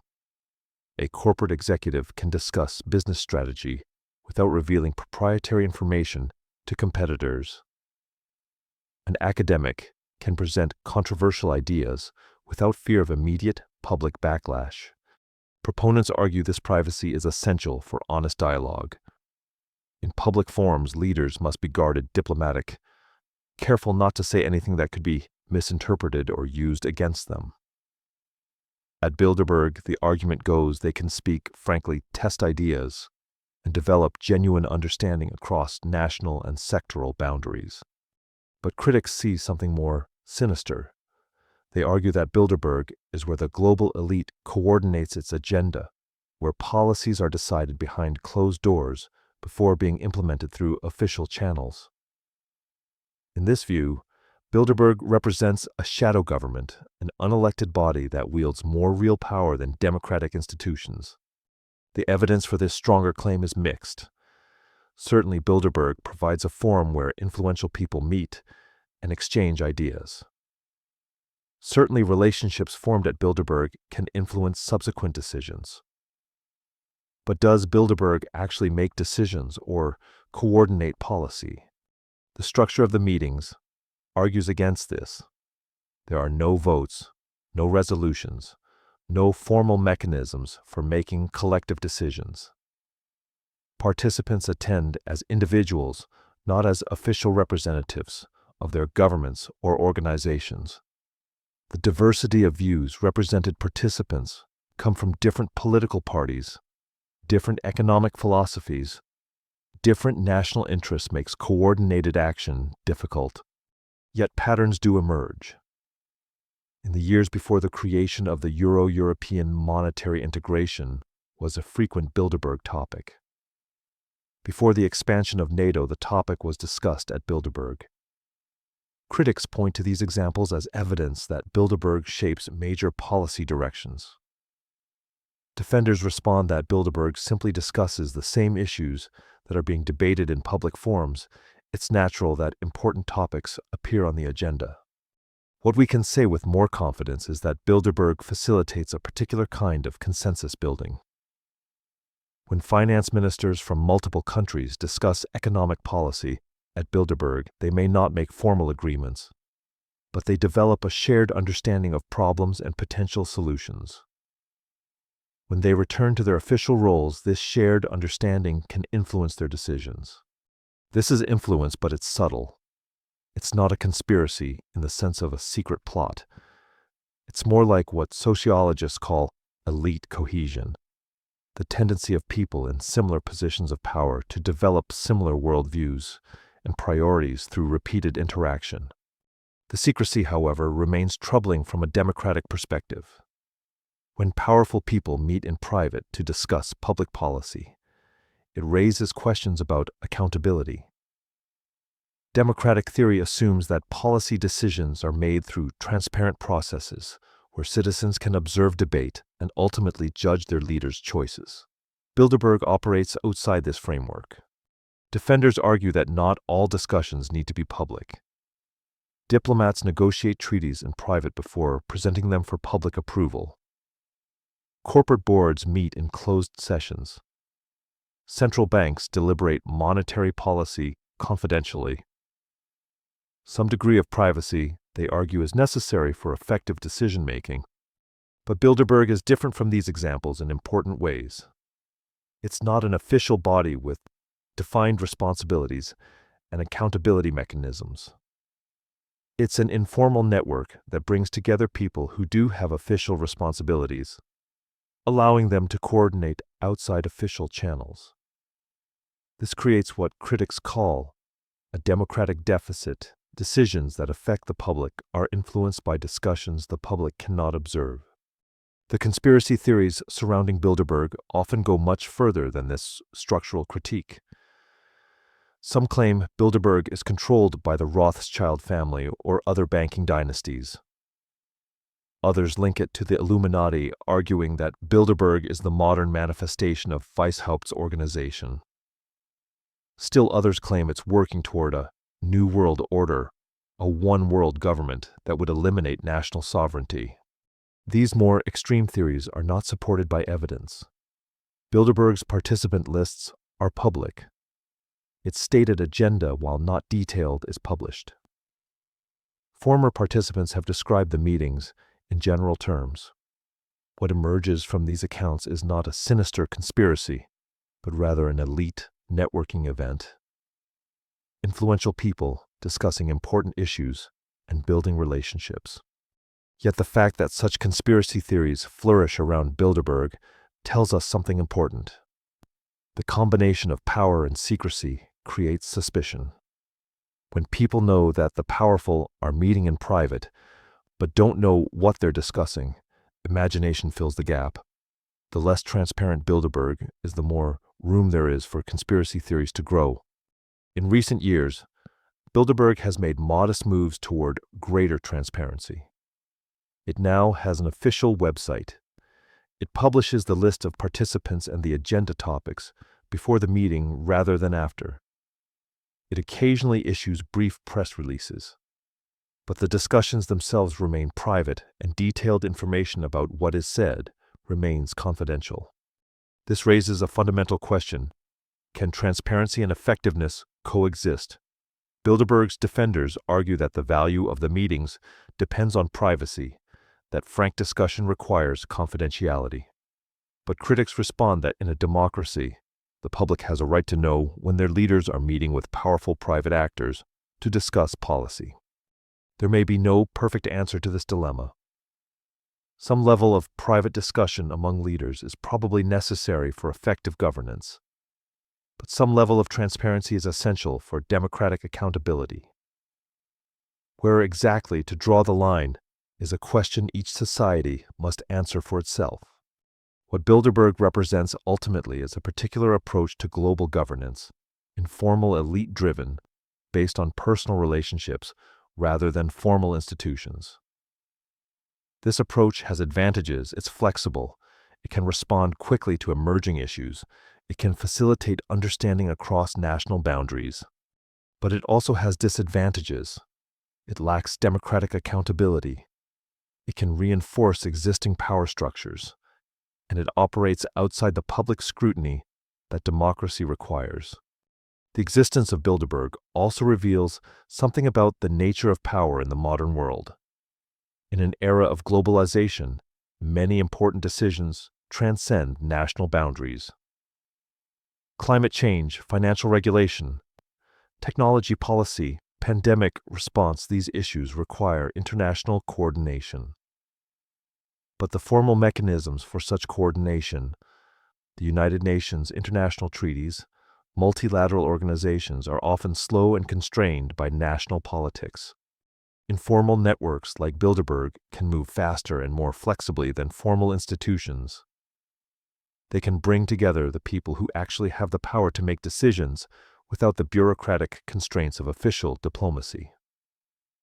This is efficient, but it's also troubling. It suggests that real power operates through informal channels that the public cannot observe or influence.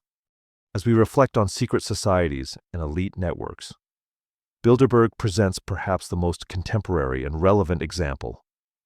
Unlike the Templars or the Illuminati, Bilderberg is active today. Unlike Skull and Bones, it operates at the highest levels of global power. It forces us to confront uncomfortable questions about how power actually works in modern democracies, and whether the principles of transparency and accountability can be maintained in an interconnected world.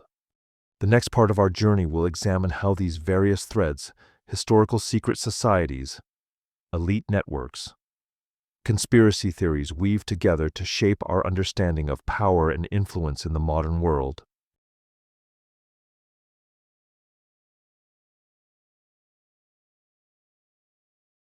Network of power, connections between secret societies. We've examined individual organizations, the Templars, Freemasons, Illuminati, Skull and Bones, Bilderberg. But conspiracy theories often suggest something more, that these groups are connected, part of a larger network controlling world events. What does the evidence actually show? One fact fuels much speculation.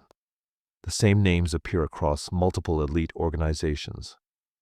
David Rockefeller, for instance, was not only instrumental in founding the Bilderberg Group, but also served as chairman of the Council on Foreign Relations and was a founding member of the Trilateral Commission.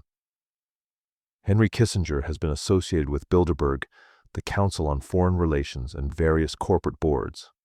Some Skull and Bones members have later attended Bilderberg meetings or joined the Council on Foreign Relations. This overlap is real and documented. The question is what it means.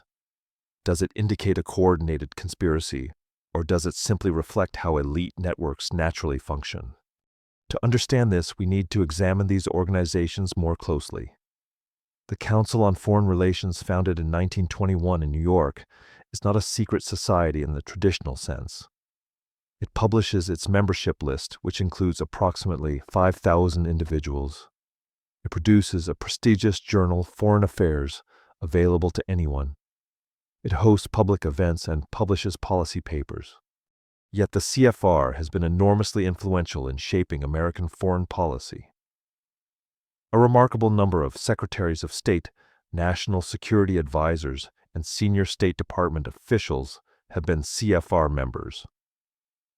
The organization provides a forum where academics, policymakers, journalists, and business leaders discuss international affairs. Many policy ideas that later become official U.S. positions are first debated in CFR meetings. The Trilateral Commission, founded in 1973 by David Rockefeller and Zbigniew Brzezinski, operates similarly.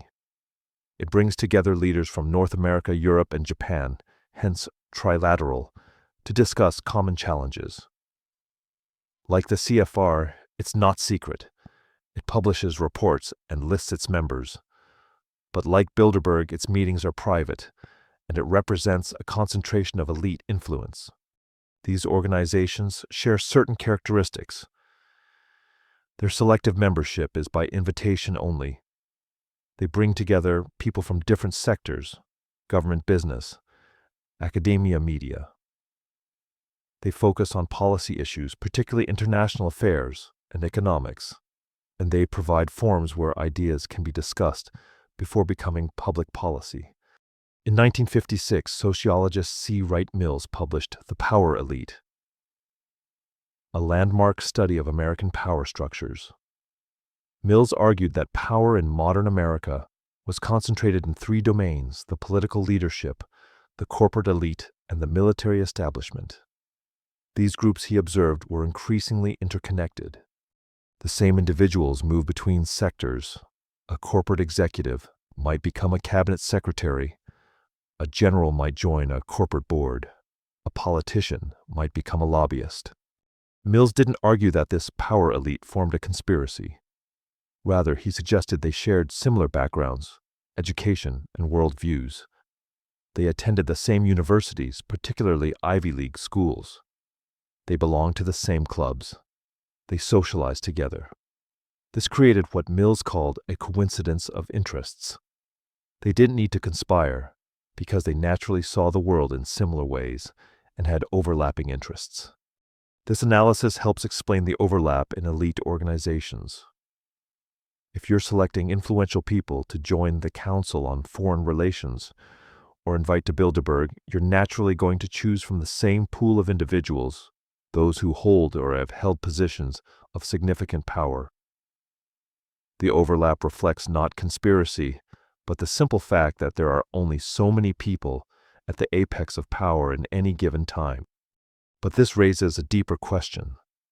Even if there's no formal conspiracy, does the existence of these overlapping networks create a kind of informal coordination? When the same people meet repeatedly in different forums, discussing similar issues, developing personal relationships, Doesn't this create a form of collective influence that operates outside democratic accountability? The answer is almost certainly yes, but with important qualifications. These networks do create influence. They shape what issues get attention, what solutions are considered serious or realistic, who gets heard in policy debates. But this influence is not absolute, and the networks are not monolithic. Consider the diversity within these organizations. The Council on Foreign Relations includes both Republicans and Democrats, hawks and doves, free market advocates, and those favoring more government intervention. Bilderberg meetings have included participants with sharply different views on major issues. The Trilateral Commission brings together people from countries with different national interests. This diversity creates debate and disagreement. A study of CFR publications shows a wide range of perspectives on most major foreign policy issues. Bilderberg meetings, according to participants who have spoken about them, often feature vigorous arguments. The idea that these organizations speak with one voice or coordinate a unified agenda doesn't match the reality of internal disagreement. Yet certain assumptions and perspectives do tend to dominate in these forums. Most participants accept the basic framework of market capitalism, though they may disagree about regulation. Most support international engagement rather than isolationism. Most believe in the importance of maintaining stable international institutions.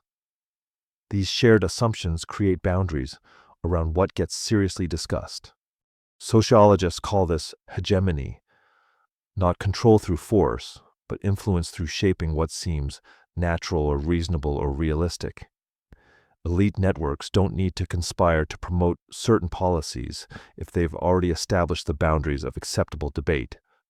Let's consider a concrete example. In the decades after World War II, American foreign policy was largely shaped by a bipartisan consensus, supporting international engagement, containment of communism, and promotion of free trade.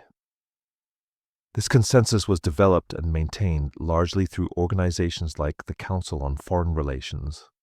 Alternative approaches, strict non-intervention, or more aggressive confrontation with the Soviet Union, or fundamental challenges to capitalism were marginalized not through conspiracy, but through the dominance of centrist voices in elite policy forums. This consensus wasn't unchangeable. It was challenged by the Vietnam War, which created deep divisions within the foreign policy establishment. It was challenged again after the Cold War ended, when the rationale for many policies disappeared. But the process of change was slow, and it happened largely within the same elite networks that had created the original consensus. What about the more dramatic conspiracy theories that these organizations are controlled by specific families, like the Rothschilds or Rockefellers, or that they're working toward a new world order of one world government? The Rockefeller family has indeed been influential in multiple elite organizations. David Rockefeller's role in Bilderberg, the CFR, and the Trilateral Commission is well documented. But influence is not the same as control. These organizations have hundreds or thousands of members, complex governance structures, and diverse perspectives. No single family, however wealthy, can control them. The New World Order theory that elites are working to create a one-world government is more difficult to assess because it attributes a specific, coordinated goal to diverse actors.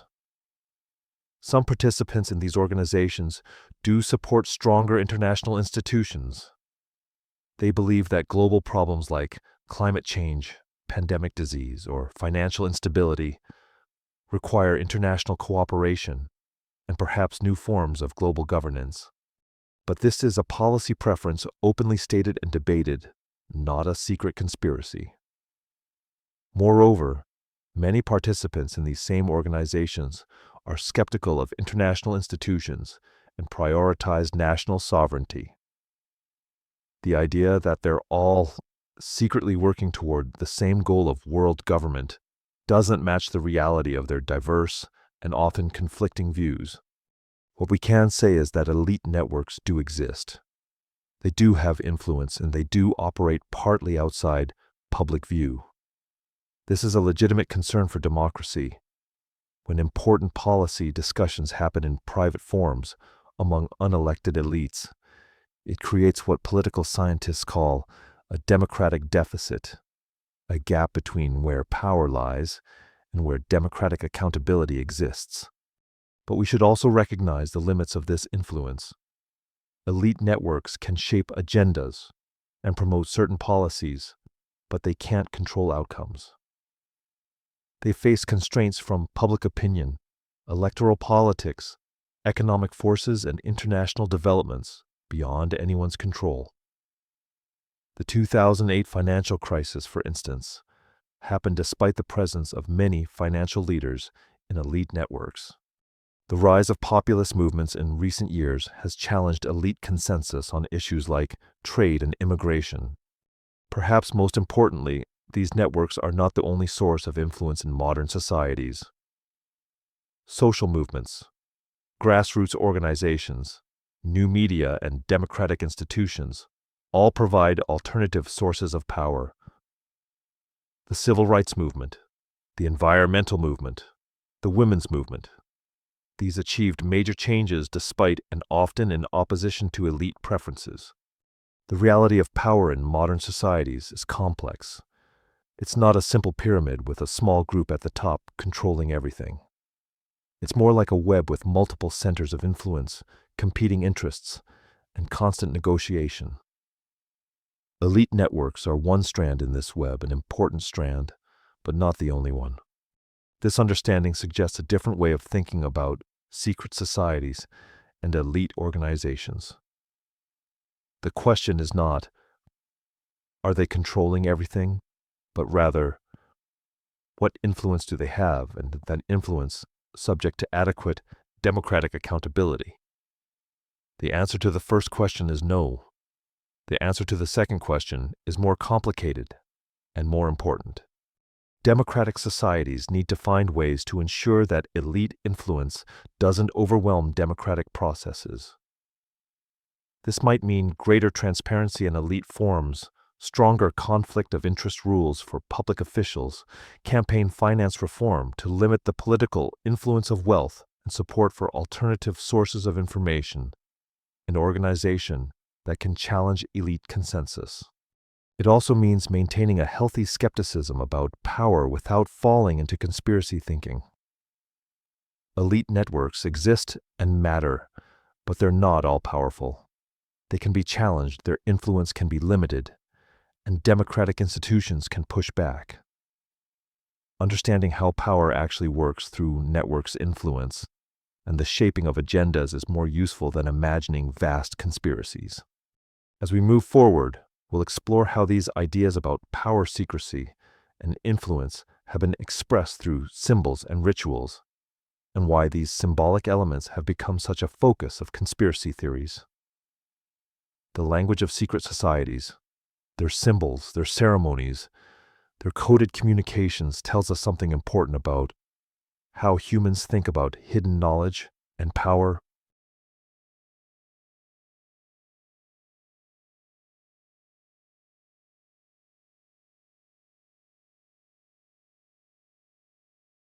Ritual and symbolism, the language of secrets. We've explored the networks of power that connect elite organizations. Now let's examine something that makes these organizations particularly mysterious to outsiders, their symbols and rituals. Walk into any Masonic hall and you'll encounter a visual language that seems designed to intrigue and mystify. The square and compass intertwined and often displayed with the letter G at their center. The all-seeing eye within a triangle. The checkered floor. The pillars. The sun and moon. To a Mason, these symbols carry specific meanings, lessons about morality and self-improvement. To an outsider, they can appear cryptic, even sinister. Why do secret societies invest so much effort in elaborate rituals and symbolic systems? What purpose do these ceremonies serve, and why do they generate such fascination and suspicion? Let's begin with Freemasonry, which has perhaps the most developed symbolic system of any modern organization. A Masonic initiation ceremony, what Masons call raising, is a carefully choreographed ritual that can last several hours. The candidate, called an entered apprentice, in the first degree enters the lodge room blindfolded. He is led through a series of symbolic challenges, each representing obstacles on the path to enlightenment. At key moments, he is asked questions about his intentions and his character. He takes oaths promising to keep the secrets of the fraternity and to support his fellow Masons. He is taught recognition, signs, handshakes, words, and gestures that allow Masons to identify one another. Finally, the blindfold is removed, and he is symbolically brought from darkness to light. The tools of the stonemason's trade become moral symbols. The square used to test right angles represents morality and virtue, living a square life. The compass used to draw circles represents the boundaries of proper behavior, keeping one's passions and desires within due bounds. The level represents equality. All Masons meet on the level, regardless of their worldly status. The plumb line represents uprightness and integrity. These symbols are not arbitrary. They draw on centuries of tradition, connecting modern Freemasonry to the operative Masons who actually built cathedrals. But they also tap into something deeper, archetypal images that resonate across cultures. The psychologist Carl Jung wrote extensively about archetypes, universal symbols, and patterns that appear in myths, dreams, and rituals across different cultures and time periods. The journey from darkness to light is one such archetype. It appears in countless traditions: the cave allegory in Plato's Republic, the Christian concept of spiritual rebirth, the Buddhist path to enlightenment, the hero's journey in mythology. Secret societies draw on these archetypal patterns because they're psychologically powerful. A ritual that takes you through symbolic death and rebirth creates a profound experience, one that binds you emotionally to the organization and to your fellow initiates.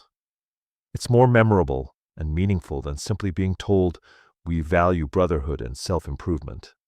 Anthropologists who study ritual have identified several functions these ceremonies serve.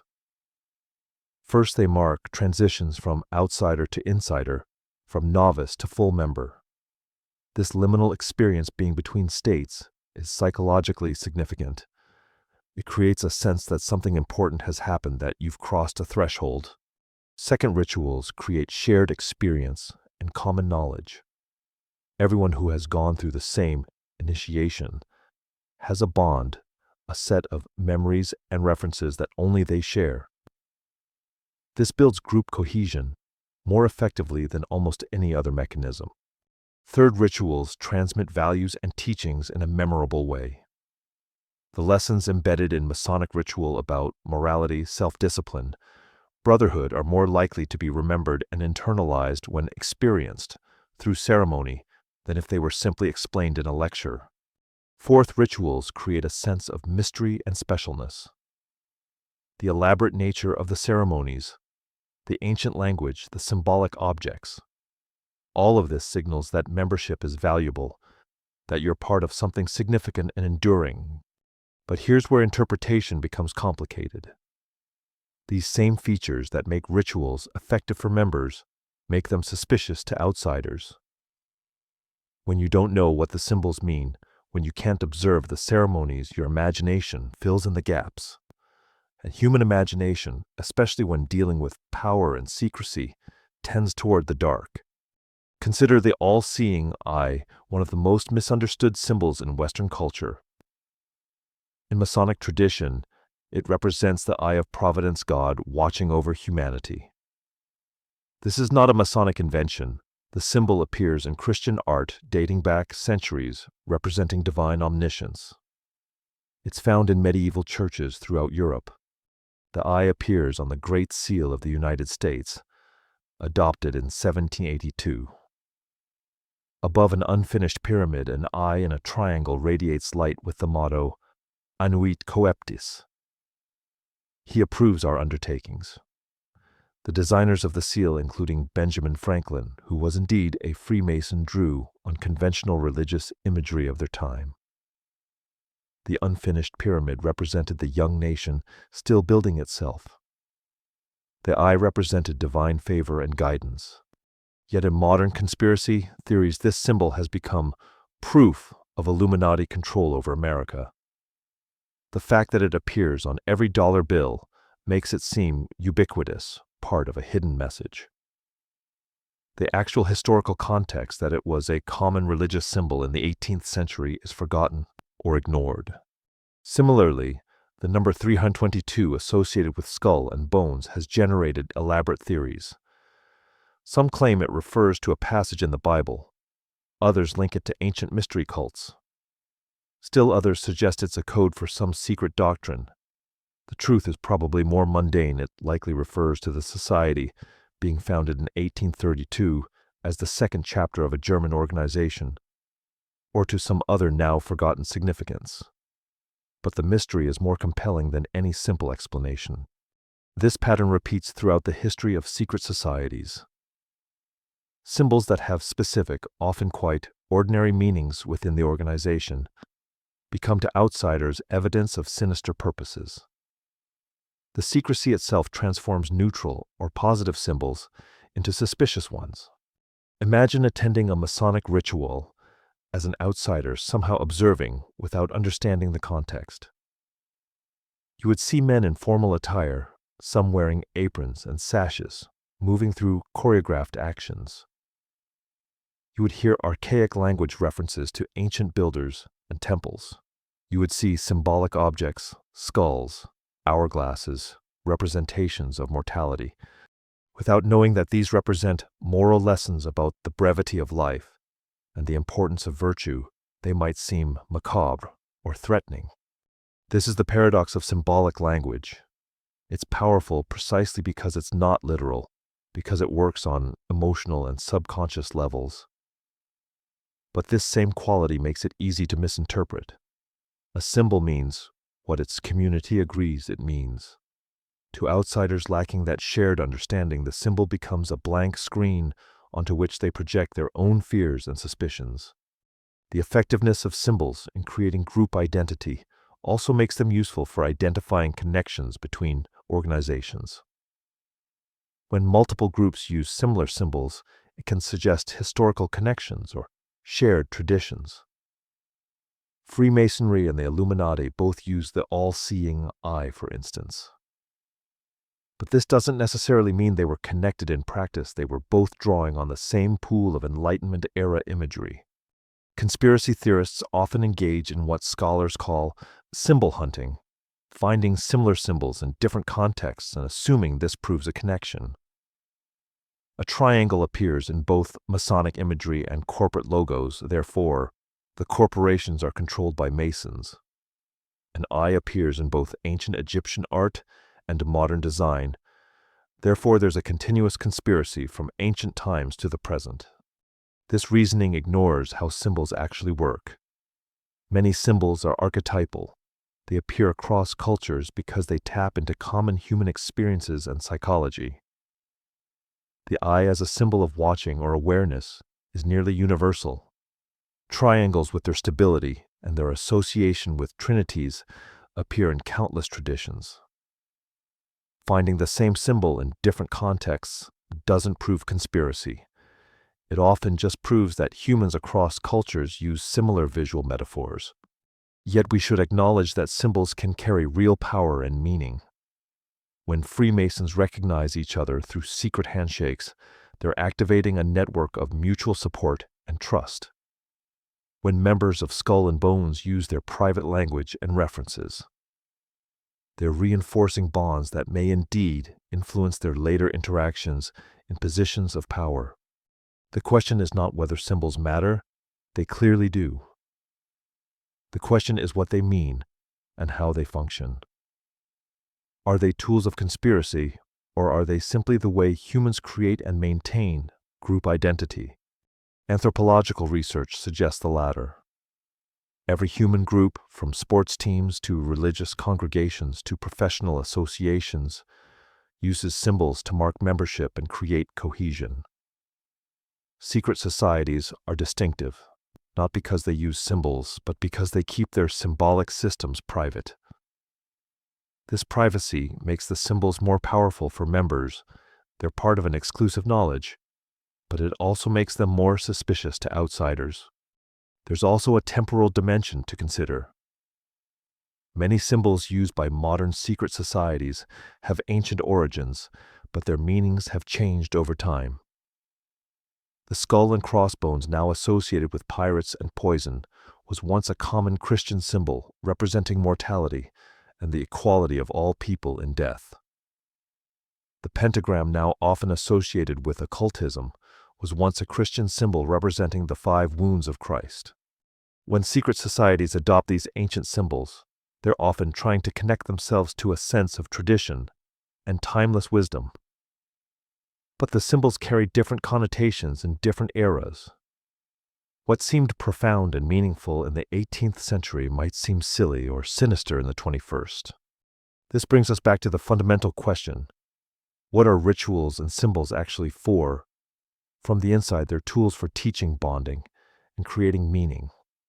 They transform abstract principles into concrete experiences.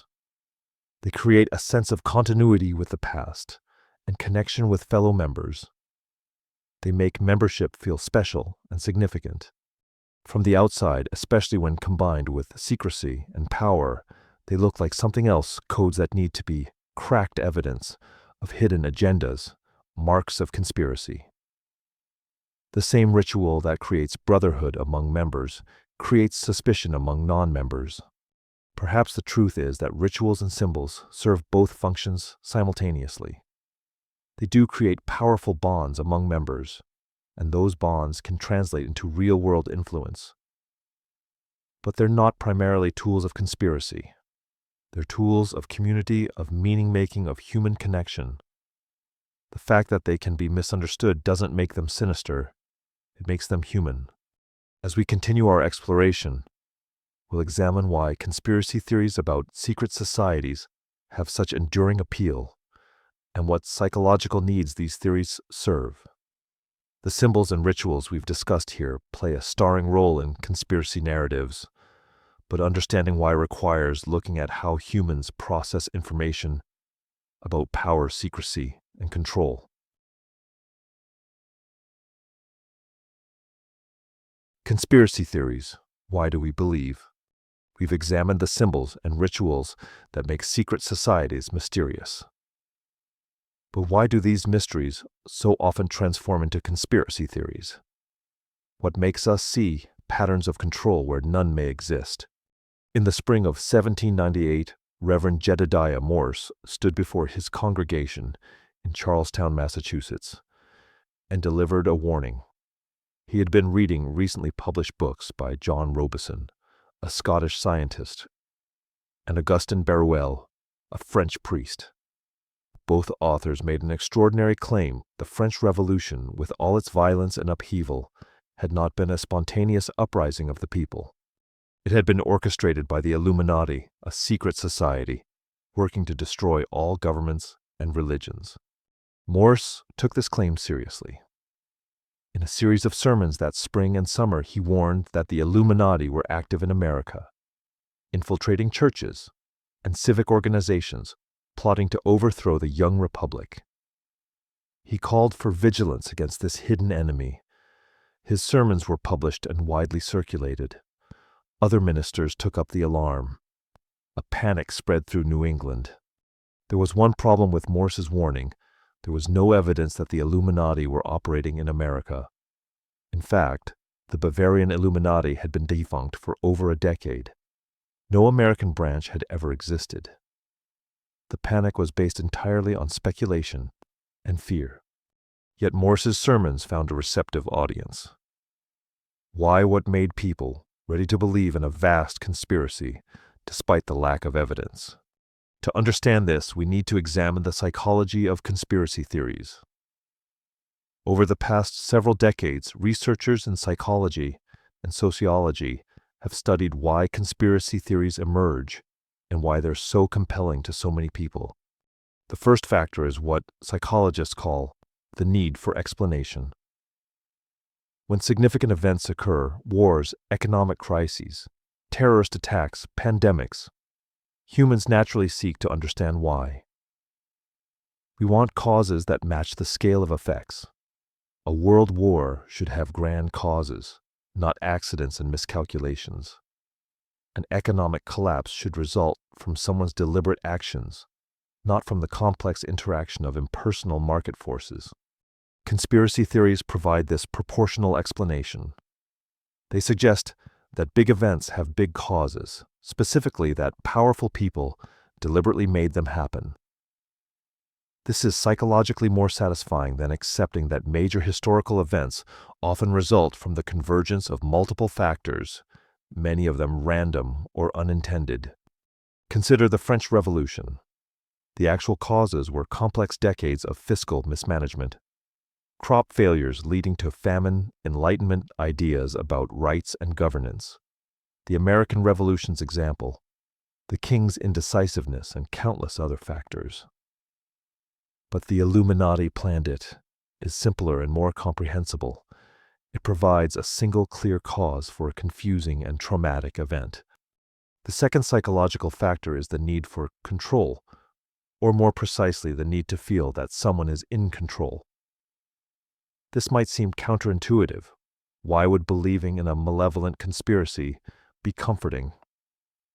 But research shows that for many people, believing that powerful groups are secretly controlling events is less frightening than believing that no one is in control, that the world is fundamentally chaotic and unpredictable. If the Illuminati controls world events, then at least there's an order to things, even if it's a sinister order. If you can identify the conspirators, you can potentially resist them. But if events happen through the interaction of countless factors beyond anyone's control, then we're all helpless in the face of forces we can't understand or influence. The third factor is what social psychologists call in-group, out-group dynamics. Conspiracy theories create a clear division between us, those who know the truth, and them, either the conspirators or the deceived masses. This division provides a sense of identity and belonging. You're part of an enlightened minority who can see through the lies that fool everyone else. This dynamic is particularly strong in online communities where conspiracy theorists gather and reinforce each other's beliefs. Someone who might feel powerless or marginalized in their everyday life can find status and community among fellow believers. They have special knowledge. They're part of something important. They're fighting against powerful forces. Research has also identified demographic and situational factors that make conspiracy belief more likely. People who feel politically or economically powerless are more susceptible to conspiracy theories. During times of social upheaval or economic crisis, conspiracy theories proliferate. When people feel their way of life is threatened, they're more likely to believe that hidden forces are working against them. The internet and social media have dramatically amplified these dynamics. Online people can easily find others who share their beliefs, no matter how fringe those beliefs might be. Algorithms designed to maximize engagement tend to show people content similar to what they've already viewed, creating echo chambers, where conspiracy theories are reinforced and never challenged. Moreover, the internet makes it easy to find apparent evidence for any conspiracy theory. A coincidence of dates, a similarity of symbols, a connection between individuals, these can all be presented as proof of conspiracy.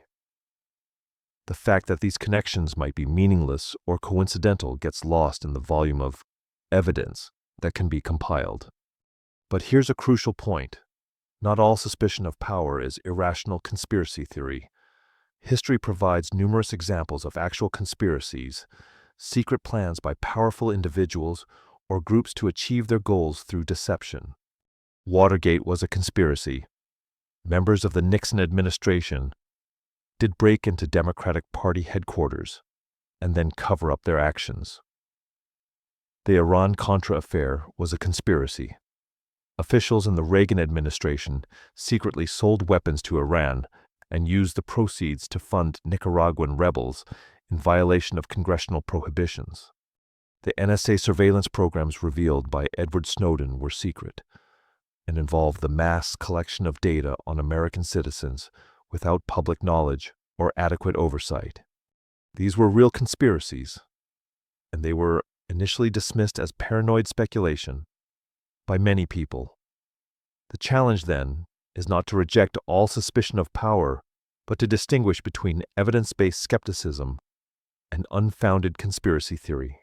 Several criteria can help make this distinction. Evidence-based skepticism relies on verifiable facts, documents, and testimony. It acknowledges uncertainty and proportion. Not everything is connected to everything else. It's willing to change when new evidence emerges. And it recognizes that most conspiracies, when they exist, are limited in scope and duration, because keeping secrets is difficult, and people's interests diverge. Conspiracy theories, by contrast, tend to be unfalsifiable. Any evidence against the theory is explained as part of the conspiracy. They connect disparate events into a single grand narrative. They attribute superhuman powers of coordination and secrecy to the conspirators. And they're resistant to contrary evidence, which is dismissed as disinformation or naivety. Let's apply this to secret societies. Is it reasonable to be concerned about elite networks like Bilderberg, where powerful people meet in private? Yes. These meetings do raise legitimate questions about transparency and democratic accountability. Is it reasonable to believe that Bilderberg is controlled by the Illuminati and is working to create a one-world government? No, because there's no credible evidence for this claim, and it requires believing in a level of coordination and secrecy that's implausible. The psychology of conspiracy theories also helps explain why they persist despite debunking. When researchers present evidence contradicting a conspiracy theory, believers often become more convinced, not less. This is called the backfire effect. Being told you're wrong activates defensive psychological mechanisms. You dig in, find ways to explain away the contrary evidence, and your belief becomes stronger. This is particularly true when the conspiracy theory is tied to someone's identity or worldview.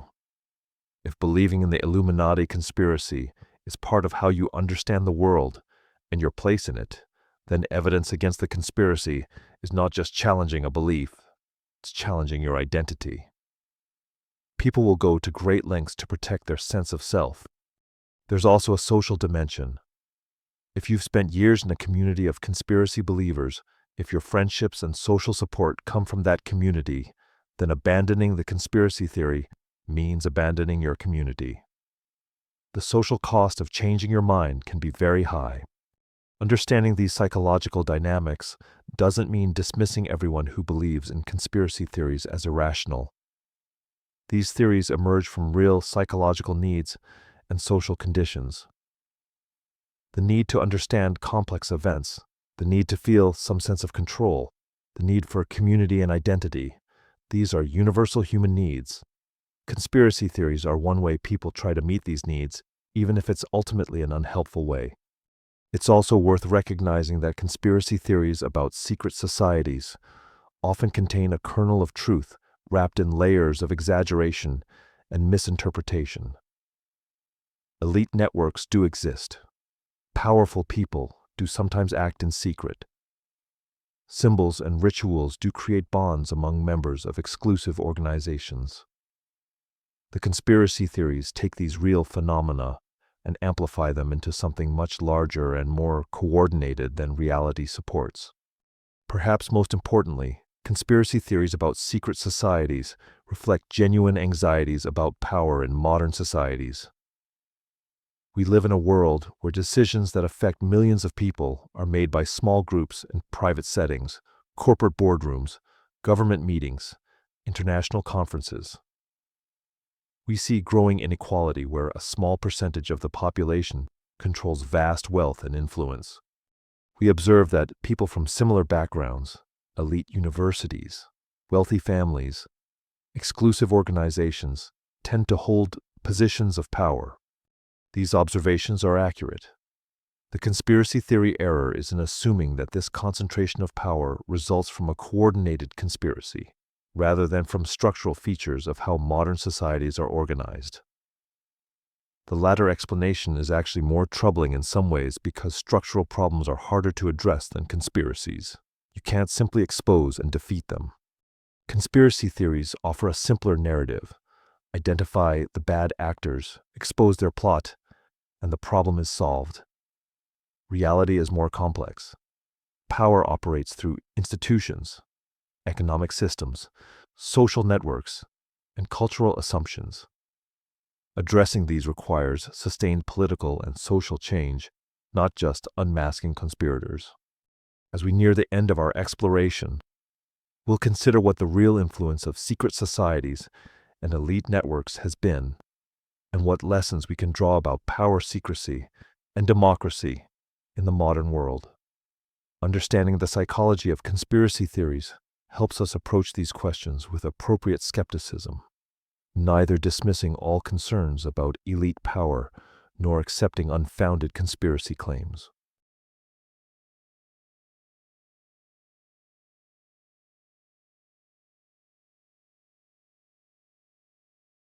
Real influence, the power of networking. We've explored why conspiracy theories are so compelling. Now let's examine what secret societies and elite networks have actually accomplished, separating documented influence from imagined control. To understand the real influence of secret societies, we need to distinguish between three types of power. The first is direct power, the ability to make decisions and enforce them. The second is agenda-setting power, the ability to determine what issues get discussed and what solutions are considered legitimate. The third is symbolic power, the ability to shape how people think about the world. Secret societies and elite networks rarely possess the first type of power. They don't command armies or pass laws, but they often wield the second and third types, and these can be just as significant. Let's begin with Freemasonry in the 18th and 19th centuries. The influence of Freemasonry on the American Revolution and the founding of the United States is often exaggerated in both directions by conspiracy theorists who claim Masons controlled everything, and by skeptics who dismiss any Masonic influence at all. The reality is more nuanced. Many American founders were indeed Freemasons: George Washington, Benjamin Franklin, Paul Revere, John Hancock, and others. The Masonic principles they learned: brotherhood, equality before the lodge, rational inquiry, religious tolerance aligned with Enlightenment ideas that shaped revolutionary thinking. Masonic lodges provided spaces where men from different backgrounds could meet and discuss ideas that might be controversial in other settings. But Freemasonry didn't control the revolution. Lodges included both patriots and loyalists.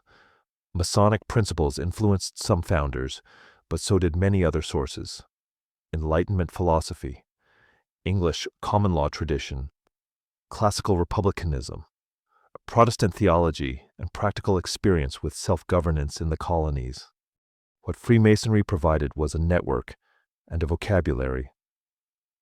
When founders spoke of brotherhood and equality, when they designed symbols for the new nation, when they created institutions meant to transcend sectarian divisions, they drew partly on Masonic experience.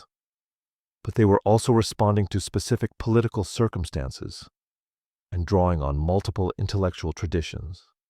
The influence was real, but not determinative. Freemasonry was one thread in a complex tapestry, not the hidden hand controlling events. Moving to the 20th century, the Council on Foreign Relations presents a clearer case of institutional influence. Founded in 1921, the CFR explicitly aimed to shape American foreign policy. It brought together diplomats, academics, journalists, and business leaders to study international affairs and develop policy recommendations. The CFR's influence has been substantial. A remarkable number of secretaries of state, national security advisors, and senior State Department officials have been CFR members.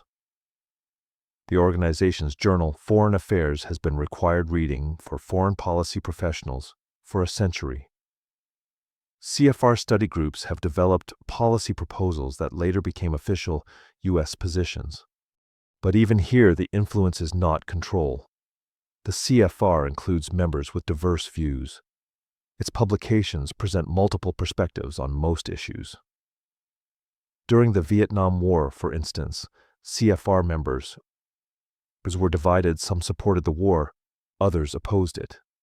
The organization didn't dictate policy.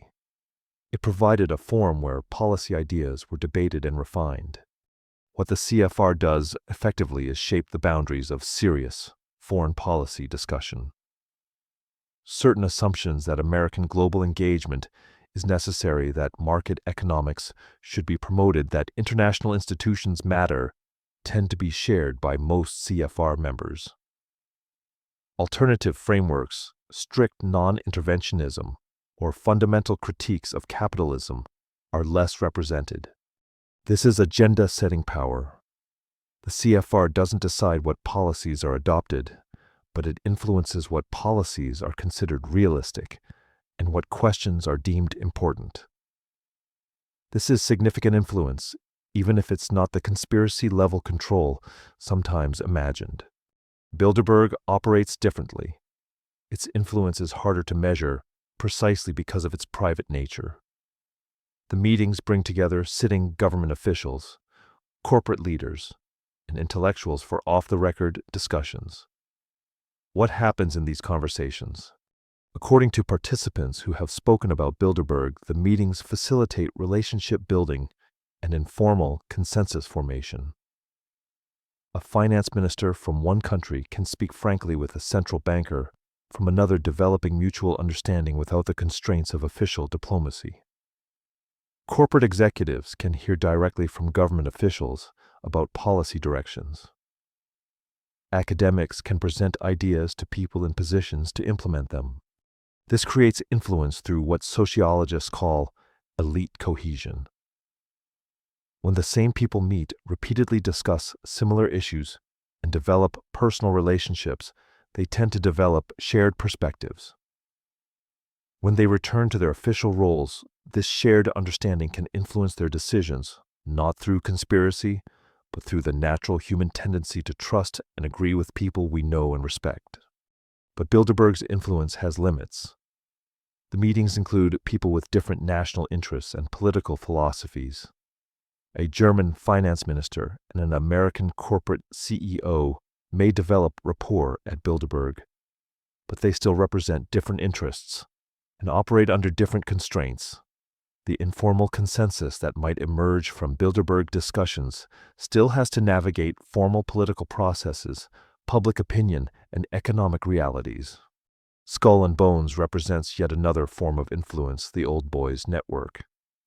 The society's impact comes primarily from the relationships formed during members' senior year at Yale. These relationships can provide advantages throughout life, job opportunities, business connections, political support. This is networking, and it's undeniably valuable. A bonesman might get an interview for a position because of his membership. He might have access to other influential people through his Skull and Bones connections. But he still needs to perform in the job, and his Bones connections don't guarantee agreement or support on every issue. The influence of Skull and Bones is also limited by its small size. With only 15 new members per year, the total number of living bonesmen at any time is perhaps a few thousand. This is a meaningful network, but it's not large enough to control American society. Many powerful people are not bonesmen, and not all bonesmen become powerful. What these examples reveal is that the real influence of secret societies and elite networks lies not in conspiracy, but in what sociologist G. William Domhoff calls power elite dynamics. In his studies of American power structures, Domhoff found that a relatively small group of people occupy key positions in government corporations and major institutions. These people tend to share similar backgrounds, elite education, professional success membership in exclusive organizations. They don't need to conspire because they already share similar interests and worldviews. They've been socialized in similar ways, they face similar incentives, and they interact primarily with each other. This creates a tendency toward consensus on major issues, not through secret coordination, but through shared experience and mutual reinforcement. However, and this is crucial, the power elite is not monolithic. Domhoff's research shows significant disagreements within elite circles. Corporate leaders disagree about regulation. Foreign policy experts disagree about military intervention. Even within organizations like the CFR or at Bilderberg meetings, there are debates and conflicts. Moreover, the power elite faces constraints. They must respond to public opinion, electoral politics, social movements, economic forces, and international developments. The 2008 financial crisis happened despite many financial leaders being part of elite networks. The rise of populist movements in recent years has challenged elite consensus on trade and immigration. Elite influence is real, but it's not omnipotent. This brings us to perhaps the most important point about the real influence of secret societies and elite networks. They shape conditions more than they control outcomes. They influence what issues get attention, what solutions are considered serious, who gets heard in policy debates. But they can't dictate results. Think of it this way: elite networks can make it more likely that certain policies will be adopted, but they can't guarantee it. They can make it harder for alternative viewpoints to be heard, but they can't silence them entirely. They can provide advantages to their members, but they can't ensure success. This is still significant influence.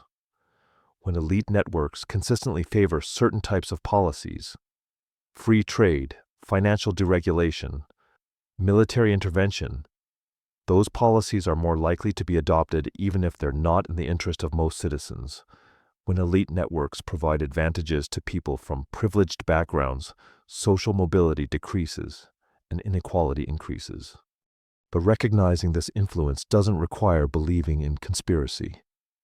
It requires understanding how power actually works in modern societies through institutions, networks, shared assumptions, and structural advantages. These are harder to see and harder to challenge than conspiracies, but they're more important. The influence of secret societies and elite networks also varies by context. In small, closed societies, elite networks can be more dominant. In large, diverse societies with strong democratic institutions and active civil society, their influence is more constrained. The United States in the 1950s, when a relatively homogeneous WASP elite dominated major institutions, was different from the United States today, with more diverse elites and more contested power. Social movements can challenge elite consensus. The civil rights movement, the environmental movement, the women's movement, these achieved major changes despite elite resistance. New technologies can disrupt elite control of information. Economic crises can discredit elite policies. Democratic institutions, when functioning well, can hold elites accountable. The real influence of secret societies and elite networks is substantial but not absolute. They shape the terrain on which political and economic battles are fought, but they don't predetermine the outcomes. Understanding this, neither dismissing their influence nor exaggerating it into conspiracy, is essential for effective democratic citizenship. As we approach the conclusion of our exploration, we'll reflect on what the history of secret societies teaches us about power, secrecy, and democracy in the modern world, and what lessons we might draw for navigating these challenges.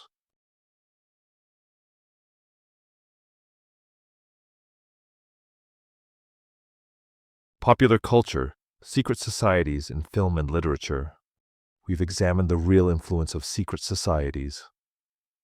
But for most people, their understanding of these organizations comes not from historical research, but from popular culture novels, films, television, and music. In 2003, a novel called The Da Vinci Code by Dan Brown became a global phenomenon. It sold over 80 million copies, was translated into dozens of languages, and spawned a successful film franchise. The story follows symbologist Robert Langdon as he uncovers a conspiracy involving Opus Dei, the Priory of Sion, and secrets allegedly hidden by the Catholic Church about Jesus and Mary Magdalene. The novel is fiction clearly labeled as such. But Brown included a page at the beginning stating that all descriptions of artwork, architecture, documents, and secret rituals in this novel are accurate. Many readers took this to mean the historical claims in the book were true. Surveys found that a significant percentage of readers believed the novel's central premise, that Jesus had married Mary Magdalene, and that the Church had covered this up for centuries. Historians and scholars quickly pointed out numerous errors. The Priory of Sion, presented in the novel as an ancient secret society, was actually a hoax created in the 1950s by a French con artist named Pierre Plantard. Many of the historical claims about early Christianity were either speculative or demonstrably false. The facts Brown claimed were accurate were often misinterpretations or inventions. Yet the novel's influence on public perception was profound. Tourist sites mentioned in the book saw increased visitors. Interest in Templar history surged. Conspiracy theories about the Catholic Church proliferated. The line between fiction and history became blurred in many readers' minds. This was not the first time secret societies had captured popular imagination through fiction. The tradition goes back centuries. Gothic novels of the late 18th and early 19th centuries frequently featured sinister secret societies. Anne Radcliffe's The Italian, 1797, included a secret tribunal. Matthew Lewis's The Monk, 1796, featured the Inquisition as a kind of secret society. These novels use secret societies as plot devices to create mystery and menace. In the 20th century, the treatment became more complex. The Illuminatus trilogy by Robert Shea and Robert Anton Wilson, published in 1975, created an elaborate fictional universe where multiple secret societies, Illuminati, Freemasons, Discordians, battle for control of history. The trilogy deliberately mixed fact and fiction, real historical events, with invented conspiracies, creating a playful but confusing narrative. The authors intended this partly as satire mocking conspiracy theories, while simultaneously exploring them. But the trilogy influenced both conspiracy theorists, who took some of its ideas seriously, and counterculture, which embraced its anarchic spirit. It demonstrated how fiction about secret societies could shape real-world beliefs and movements. Cinema has been equally influential in shaping perceptions of secret societies. Stanley Kubrick's final film, Eyes Wide Shut, 1999, depicted a mysterious masked ritual attended by New York's elite. The film never explicitly identifies the group, but the imagery masks robes' ritualistic sex evoked popular ideas about elite secret societies. Many viewers took it as revealing something true about how the powerful actually behave. National Treasure, 2004, and its sequel, presented a more benign view of secret societies, particularly Freemasonry. The film's protagonist discovers that the American founding fathers, many of them Masons, hid clues to a vast treasure throughout American landmarks and symbols. The movies portrayed Freemasonry as patriotic and heroic keepers of important secrets rather than sinister conspirators. These different portrayals, sinister in Eyes Wide Shut, heroic in National Treasure, show how flexible the secret society narrative is. The same basic elements, hidden knowledge, exclusive membership, mysterious rituals, can be framed as threatening or admirable, depending on the story's perspective. Television has explored secret societies extensively. The series The X-Files featured numerous episodes involving shadowy government groups and secret organizations. True Detective included plotlines about elite conspiracies. Stranger Things depicted a secret government program. These shows tap into anxieties about hidden power while providing entertainment. Video games have created interactive experiences of secret society narratives. The Assassin's Creed franchise, launched in 2007, imagines a centuries-long secret war between the assassins who fight for free will and the Templars who seek to control humanity for its own good. The games place players in various historical periods: the Crusades, Renaissance Italy, Revolutionary America, always uncovering the hidden hand of these secret societies behind major events. The games are explicitly fictional, but they incorporate real historical details and figures. Players encounter Leonardo da Vinci, George Washington, and other historical figures as characters in the secret war. This mixing of real history with fictional conspiracy can make it difficult for players, especially younger ones, to distinguish what's historically accurate from what's invented. Music, particularly hip-hop, has engaged extensively with Illuminati imagery. Artists like Jay-Z, Beyoncé, Kanye West, and many others have been accused of being Illuminati members based on symbols in their music videos: triangles, eyes, pyramids. Some artists have denied these accusations. Others have played with them, incorporating Illuminati references, ironically or ambiguously. The hip-hop engagement with Illuminati imagery is complex. For some artists, it's pure provocation, using conspiracy theory symbols to generate attention and controversy. For others, it's a commentary on power and success, the idea that any black person who achieves great success must have sold out to hidden powers reflects racist assumptions about who can legitimately achieve wealth and influence. But the constant references, whether serious or ironic, reinforce the idea that the Illuminati is real and active. Young fans exposed to these references repeatedly may come to believe in the conspiracy, even if the artists themselves don't. Why are secret societies so compelling in popular culture? Cultural critics have identified several factors. First, they provide excellent narrative structure. A secret that must be uncovered, a conspiracy that must be exposed, hidden knowledge that must be revealed. These are inherently dramatic. They create mystery, suspense, and a clear goal for protagonists. Second, secret societies allow stories to connect disparate historical events into a single narrative. Instead of history being a chaotic series of unrelated events, it becomes a coherent story with hidden continuity. This is more satisfying dramatically, even if it's less accurate historically. Third, secret society narratives tap into universal themes: the search for hidden truth, the conflict between appearance and reality, the question of who really holds power. These themes resonate across cultures and time periods. Fourth, in an age of information, overload, and institutional distrust, secret society narratives offer a way to make sense of complexity. Instead of trying to understand the intricate workings of global finance, geopolitics, and social change, you can attribute everything to the Illuminati. It's simpler, even if it's wrong. But these fictional portrayals have real consequences. They shape how people understand history and power. When millions of people read the Da Vinci Code and believe its historical claims, that affects how they view the Catholic Church and Christian history. When video game players spend hundreds of hours in worlds where Templars secretly control everything, that influences how they think about historical secret societies. The blurring of fact and fiction is particularly problematic in the internet age. A scene from a movie can be taken out of context and presented as evidence of a real conspiracy. Fictional symbols can be decoded as if they reveal actual secrets. The entertainment value of conspiracy narratives makes them spread rapidly on social media, often faster than corrections or context.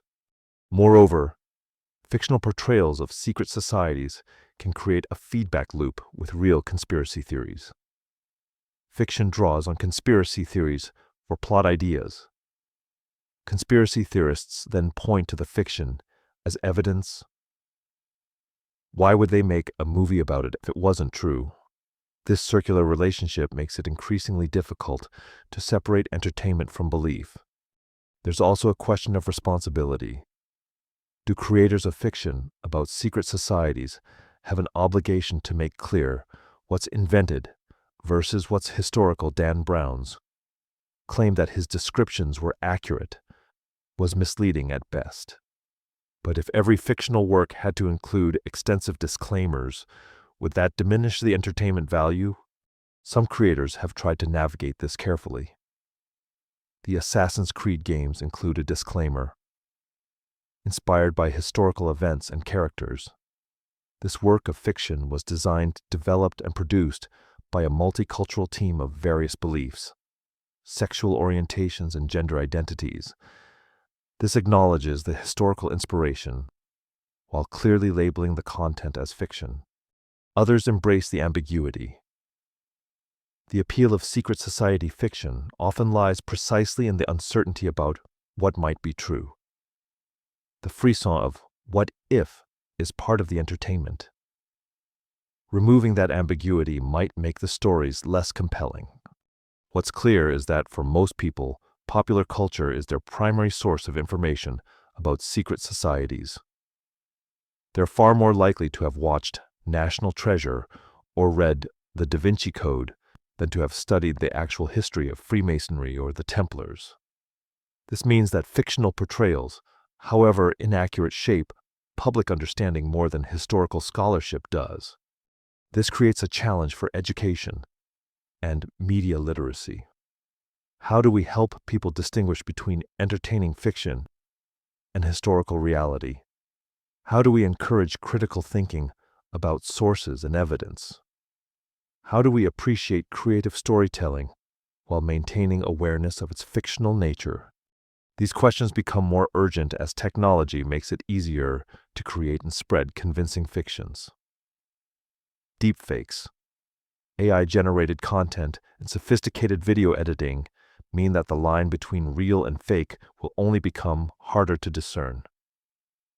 Understanding how fictional narratives about secret societies work and why they're so appealing becomes essential for navigating an increasingly complex information environment. As we move toward our conclusion, we'll consider what lessons we can draw from the long history of secret societies, both real and imagined, and what they teach us about power secrecy and democracy in the modern world.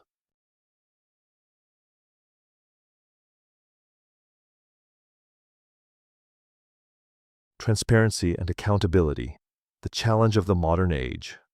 Popular culture has shaped how we imagine secret societies. But in the 21st century, the very concept of secrecy is being transformed by technology and changing social expectations. The digital age has fundamentally altered what it means to keep a secret.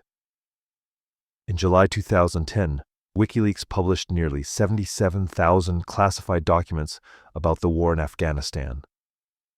In 2013, Edward Snowden revealed the extent of NSA surveillance programs. In 2016, the Panama Papers exposed how the wealthy hide money in offshore accounts.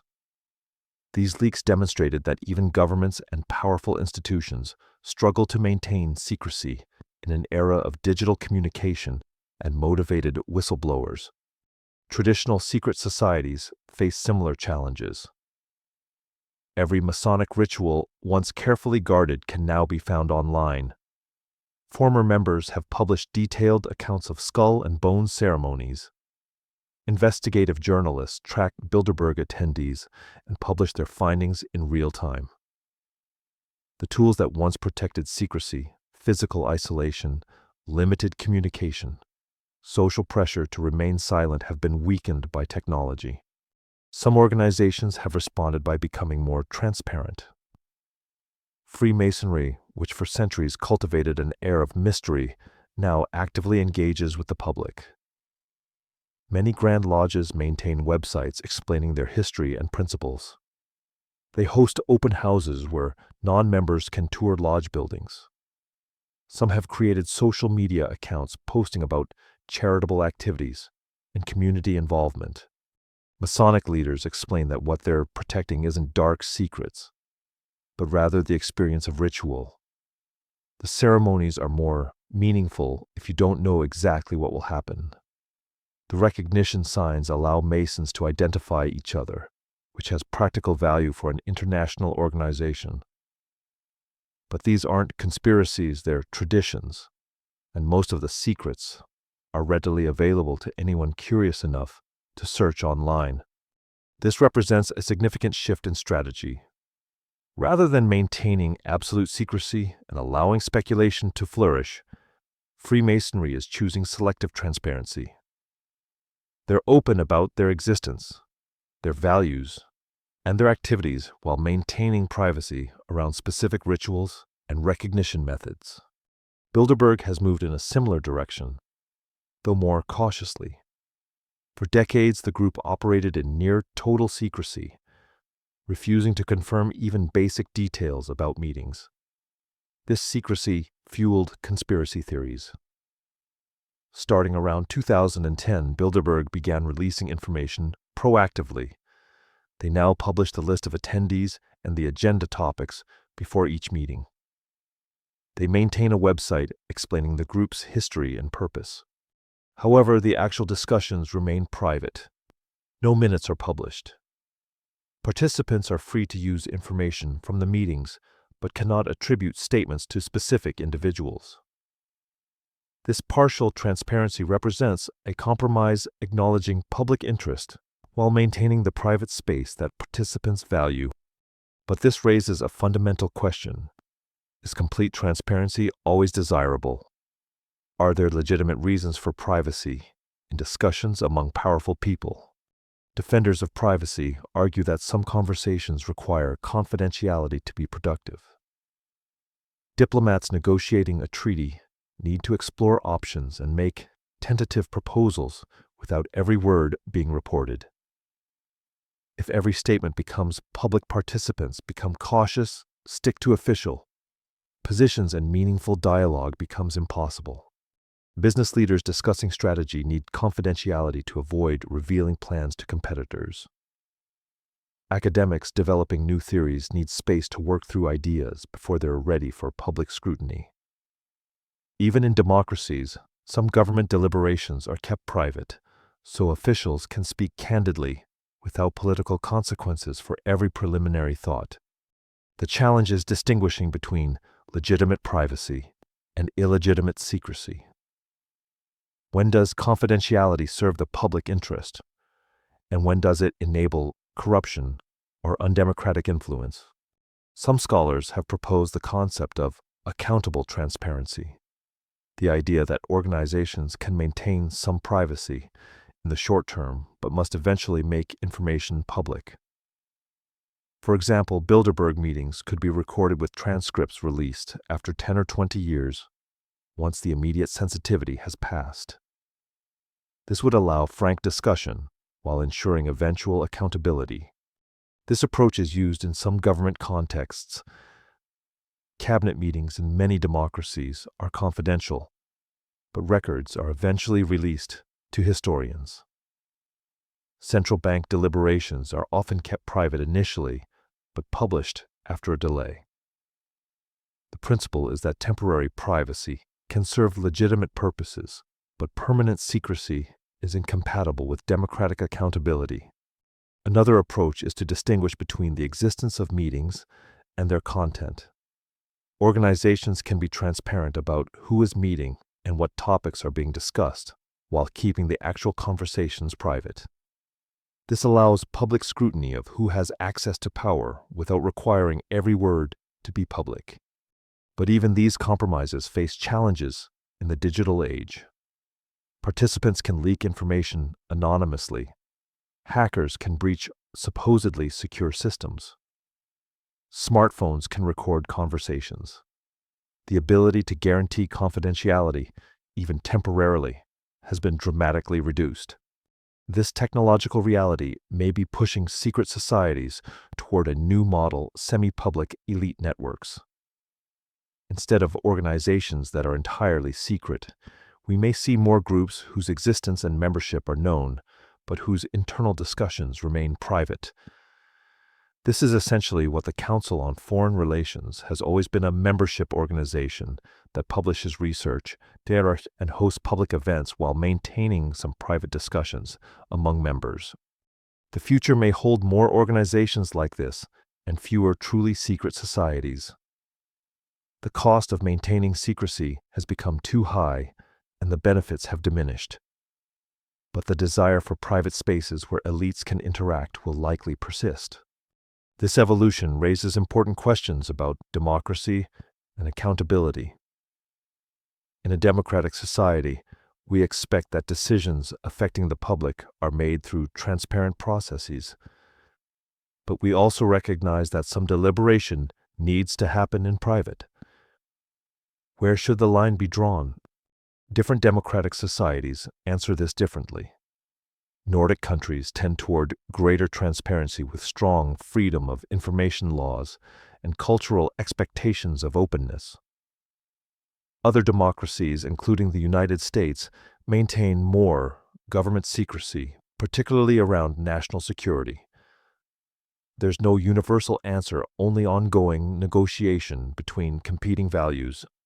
For secret societies and elite networks, the question is similar. How much transparency is necessary for democratic accountability, and how much privacy is legitimate for effective operation? Organizations like Bilderberg argue they need privacy for frank discussion. Critics argue that when powerful people meet to discuss public policy, the public has a right to know what's being said. Perhaps the answer lies not in eliminating all privacy, but in ensuring that private discussions don't translate into unaccountable power. If Bilderberg participants discuss economic policy and then implement similar policies in their official roles, should they have to disclose that the ideas came from Bilderberg? If Skull and Bones members help each other's careers, should that be disclosed when they're appointed to public positions? These questions don't have easy answers.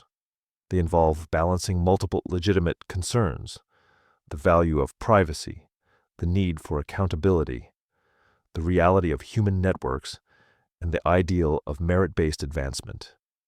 Different people will weigh these factors differently based on their values and experiences.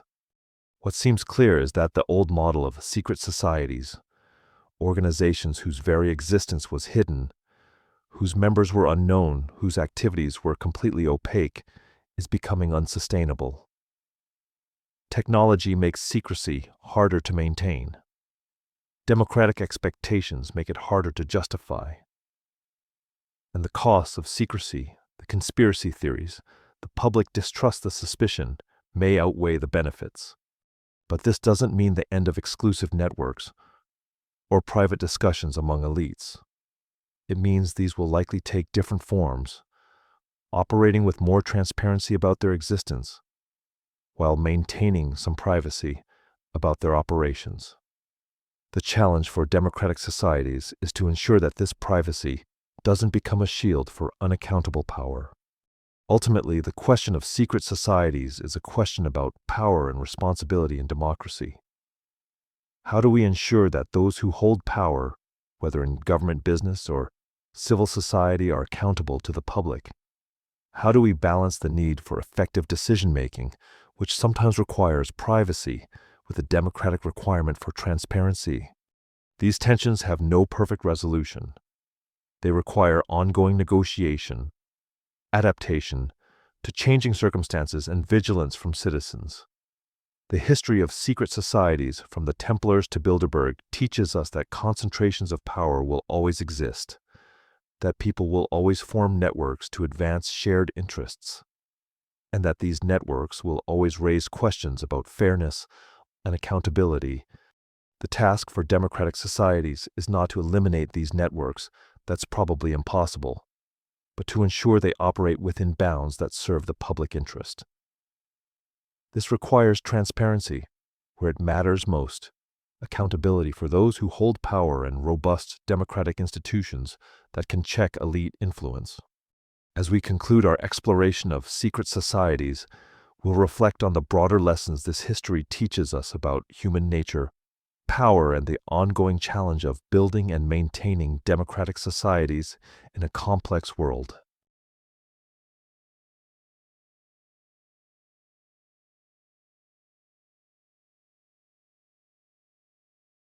Legacies and lessons: what secret societies teach us. We've explored questions of transparency and accountability in the modern age. Now, as we conclude our journey, let's reflect on what the long history of secret societies teaches us about power, knowledge, and human nature. We began with the Knights Templar warrior monks, who rose to extraordinary power and fell in a single coordinated strike. We examined Freemasonry's transformation from craft guild to philosophical movement. We traced the Illuminati's brief existence and enduring legend. We looked inside Skull and Bones at Yale and observed Bilderberg's elite gatherings. We explored the networks connecting these organizations, the symbols and rituals that define them, the conspiracy theories that surround them, and their real influence on history. What lessons can we draw from this exploration? The first lesson concerns the nature of power itself. Power in human societies doesn't reside solely in formal positions or official institutions. It also flows through networks of relationships, access to information, and the ability to shape how people think about issues. Secret societies and elite networks have understood this for centuries. When Freemasons created spaces where men of different social classes could meet on the level, they were building social capital networks of trust and mutual obligation that could be activated when needed. When Bilderberg brings together government officials, corporate leaders, and intellectuals for private discussions, they're creating shared understanding and informal consensus that can influence subsequent decisions. When Skull and Bones members maintain lifelong connections, they're building a network that provides advantages throughout their careers. This isn't necessarily conspiracy. It's how power operates in any complex society. People form relationships, share information, develop common perspectives, and help each other advance shared interests. The question isn't whether this happens. It always does, but whether it happens within bounds that serve the broader public interest. The second lesson involves the role of secrecy. Secrecy can serve legitimate purposes. It can protect valuable expertise as the medieval craft guilds understood. It can create safe spaces for exploring controversial ideas as Enlightenment-era Masonic lodges provided. It can enable frank discussion among people who must maintain official positions publicly, as defenders of Bilderberg argue. But secrecy also enables abuse. It can hide corruption and wrongdoing. It can create information asymmetries that advantage insiders over outsiders. It can foster suspicion and conspiracy theories that undermine trust in institutions. The challenge is distinguishing between secrecy that serves legitimate purposes and secrecy that enables illegitimate power. History suggests that this distinction often becomes clear only in retrospect. The Templars' financial innovations were legitimate business practices, but their wealth and independence eventually made them targets. The Illuminati's goal of promoting Enlightenment values was arguably noble, but their methods of infiltration and secrecy made them appear threatening. The line between protective privacy and suspicious secrecy is not always clear in the moment. The third lesson concerns conspiracy theories and why they're so compelling. Throughout our exploration, we've seen how conspiracy theories about secret societies persist despite limited evidence. The Illuminati has been controlling world events for over 2 centuries, despite having existed for barely a decade. Freemasons are accused of running everything from the American Revolution to the European Union. Bilderberg is blamed for every economic crisis and political development. These theories persist because they meet psychological needs. They provide simple explanations for complex events. They offer a sense of order in a chaotic world. They create clear divisions between good and evil, between those who know the truth and those who are deceived. They give people who feel powerless a sense that they understand what's really happening. But conspiracy theories are also dangerous. They can undermine trust in democratic institutions. They can lead to scapegoating of particular groups. They can justify violence against perceived conspirators. And they can distract from real problems that require collective action rather than the unmasking of hidden plotters. The challenge is developing critical thinking skills that allow us to distinguish between legitimate skepticism about power and unfounded conspiracy theories. This requires understanding how evidence works, recognizing our own cognitive biases, and maintaining intellectual humility about what we know and don't know. The fourth lesson addresses the relationship between elites and democracy. In every society, some people have more power and influence than others. This is simply a fact of human social organization. The question isn't whether elites exist, they always do, but how they're selected, how they're held accountable, and whether the system allows for social mobility. Secret societies and elite networks can reinforce existing privilege. When membership is based partly on family connections, when advantages are passed from generation to generation, when insider networks provide opportunities unavailable to outsiders, social mobility decreases and inequality increases. This is a legitimate concern for democratic societies that claim to value equal opportunity. But elite networks can also facilitate coordination and decision-making in complex societies. They can bring together people with expertise and experience to address difficult problems. They can create spaces for frank discussion that leads to better policies. The challenge is ensuring that these benefits don't come at the cost of democratic accountability and equal opportunity. The history of secret societies also reveals a tension between reform and conservatism. Many secret societies began as forces for change. Freemasonry promoted Enlightenment ideals of reason, tolerance, and brotherhood. The Illuminati explicitly sought to challenge the power of church and monarchy. These were progressive movements in their time, but organizations that begin as reformist can become conservative as they accumulate power and privilege. They may start protecting the advantages of members rather than promoting broader social change. Freemasonry in the 19th century was sometimes more concerned with maintaining its own status than with advancing the egalitarian principles it professed. Elite networks today may perpetuate inequality even if their founders had more democratic intentions. This pattern suggests that no organization, however idealistic its origins, is immune to the corrupting influence of power. Vigilance and reform are constant necessities, not one-time achievements. Perhaps the most important lesson is about balance. Democratic societies must balance competing values that can't all be maximized simultaneously. We need some privacy for effective deliberation, but also transparency for accountability. We need expertise and experience in decision-making, but also broad democratic participation. We need efficient coordination, but also checks on concentrated power. There's no perfect solution to these tensions, no formula that resolves all conflicts.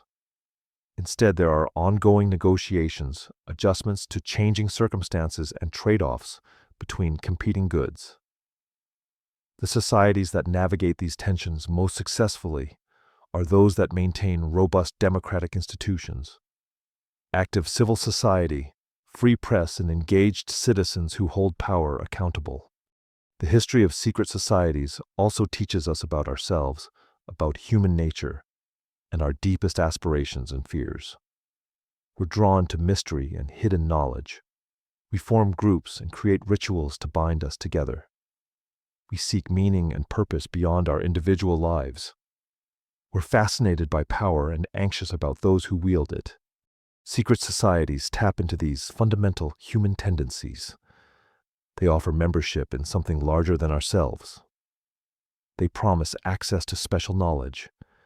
They create bonds of loyalty, and mutual support. They provide identity and purpose. These are not sinister impulses, they're basic human needs. The problem arises when these needs are met in ways that conflict with other important values, like transparency, equality, and democratic accountability. The challenge is finding ways to meet human needs for community meaning and belonging without creating unaccountable concentrations of power. As we look to the future, secret societies in their traditional form may become less common. Technology makes secrecy harder to maintain. Democratic expectations make it harder to justify. The costs of secrecy in terms of public distrust and conspiracy theories may outweigh the benefits. But the underlying dynamics that gave rise to secret societies will persist. People will continue forming networks based on shared interests and mutual trust. Elites will continue meeting to discuss important issues. Some degree of privacy in these interactions will remain necessary and valuable. The task for democratic societies is not to eliminate these networks, that's probably impossible and might not even be desirable, but to ensure they operate within appropriate bounds. This requires transparency about who has access to power.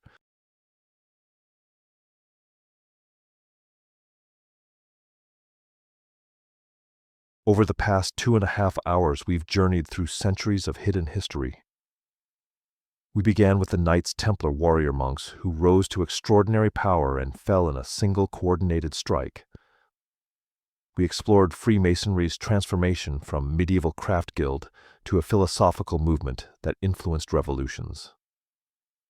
We examined the Illuminati, a group that existed for barely a decade, but has haunted imaginations for over 2 centuries. We looked inside the windowless walls of Skull and Bones at Yale, where America's elite have forged lifelong bonds. And we observed the Bilderberg Group's private gatherings, where the powerful meet to discuss the future of the world. Through each of these organizations, we've seen how power operates not just through formal institutions, but through networks of relationships, shared rituals, and private conversations. We've explored the symbols and ceremonies that bind members together and mystify outsiders. We've examined why conspiracy theories about these organizations are so compelling, and we've distinguished between legitimate concerns about elite influence and unfounded paranoia. We've considered the tension between necessary privacy and democratic accountability, between effective coordination and transparent governance. What emerges from this exploration is a more nuanced understanding of power in human societies. Secret societies are neither the omnipotent conspiracies of popular imagination, nor the innocent social clubs their defenders sometimes claim. They are networks where influential people build relationships, share information, and develop common perspectives. This creates real influence, not through conspiracy, but through the natural human dynamics of trust, loyalty, and shared worldviews. The history of secret societies reveals something fundamental about human nature. We're drawn to mystery and hidden knowledge. We form groups and create rituals to bind ourselves together.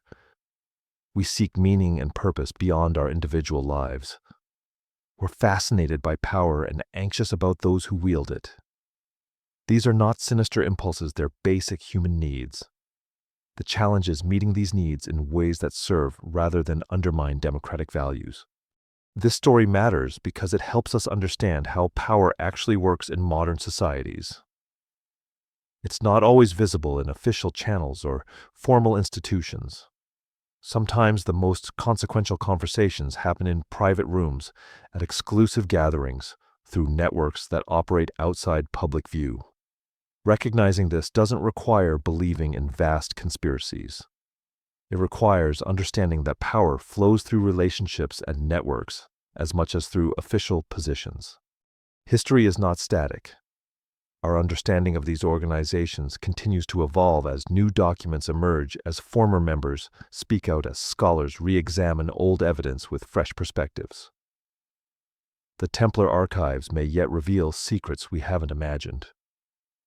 The full influence of Bilderberg may only become clear decades from now when today's private conversations become tomorrow's historical record. What we know today is incomplete, and intellectual humility requires us to acknowledge that. Perhaps what studying secret societies teaches us most is the importance of asking better questions. Not who controls everything, because no one does, but rather who has access to power, who gets heard in important decisions. How do networks of influence operate? And how can democratic societies ensure that power, wherever it resides, remains accountable to the public good? These are questions without easy answers, but they're questions worth asking. They require us to think critically about power, to distinguish between evidence and speculation, to balance skepticism with fairness. They challenge us to be neither naively trusting of elites nor reflexively suspicious of everyone in positions of influence. The secret societies we've explored, from medieval warrior monks to modern elite networks, are mirrors reflecting our deepest aspirations and fears, our desire for knowledge, community, and meaning, our anxiety about exclusion, manipulation, and loss of control. By understanding their history, we understand ourselves and the societies we've built. Thank you for joining this journey through the hidden corridors of power and the enduring mysteries that surround them. If you're still awake and found this exploration worthwhile, there are other stories waiting in the playlist. But for now, rest well. Good night.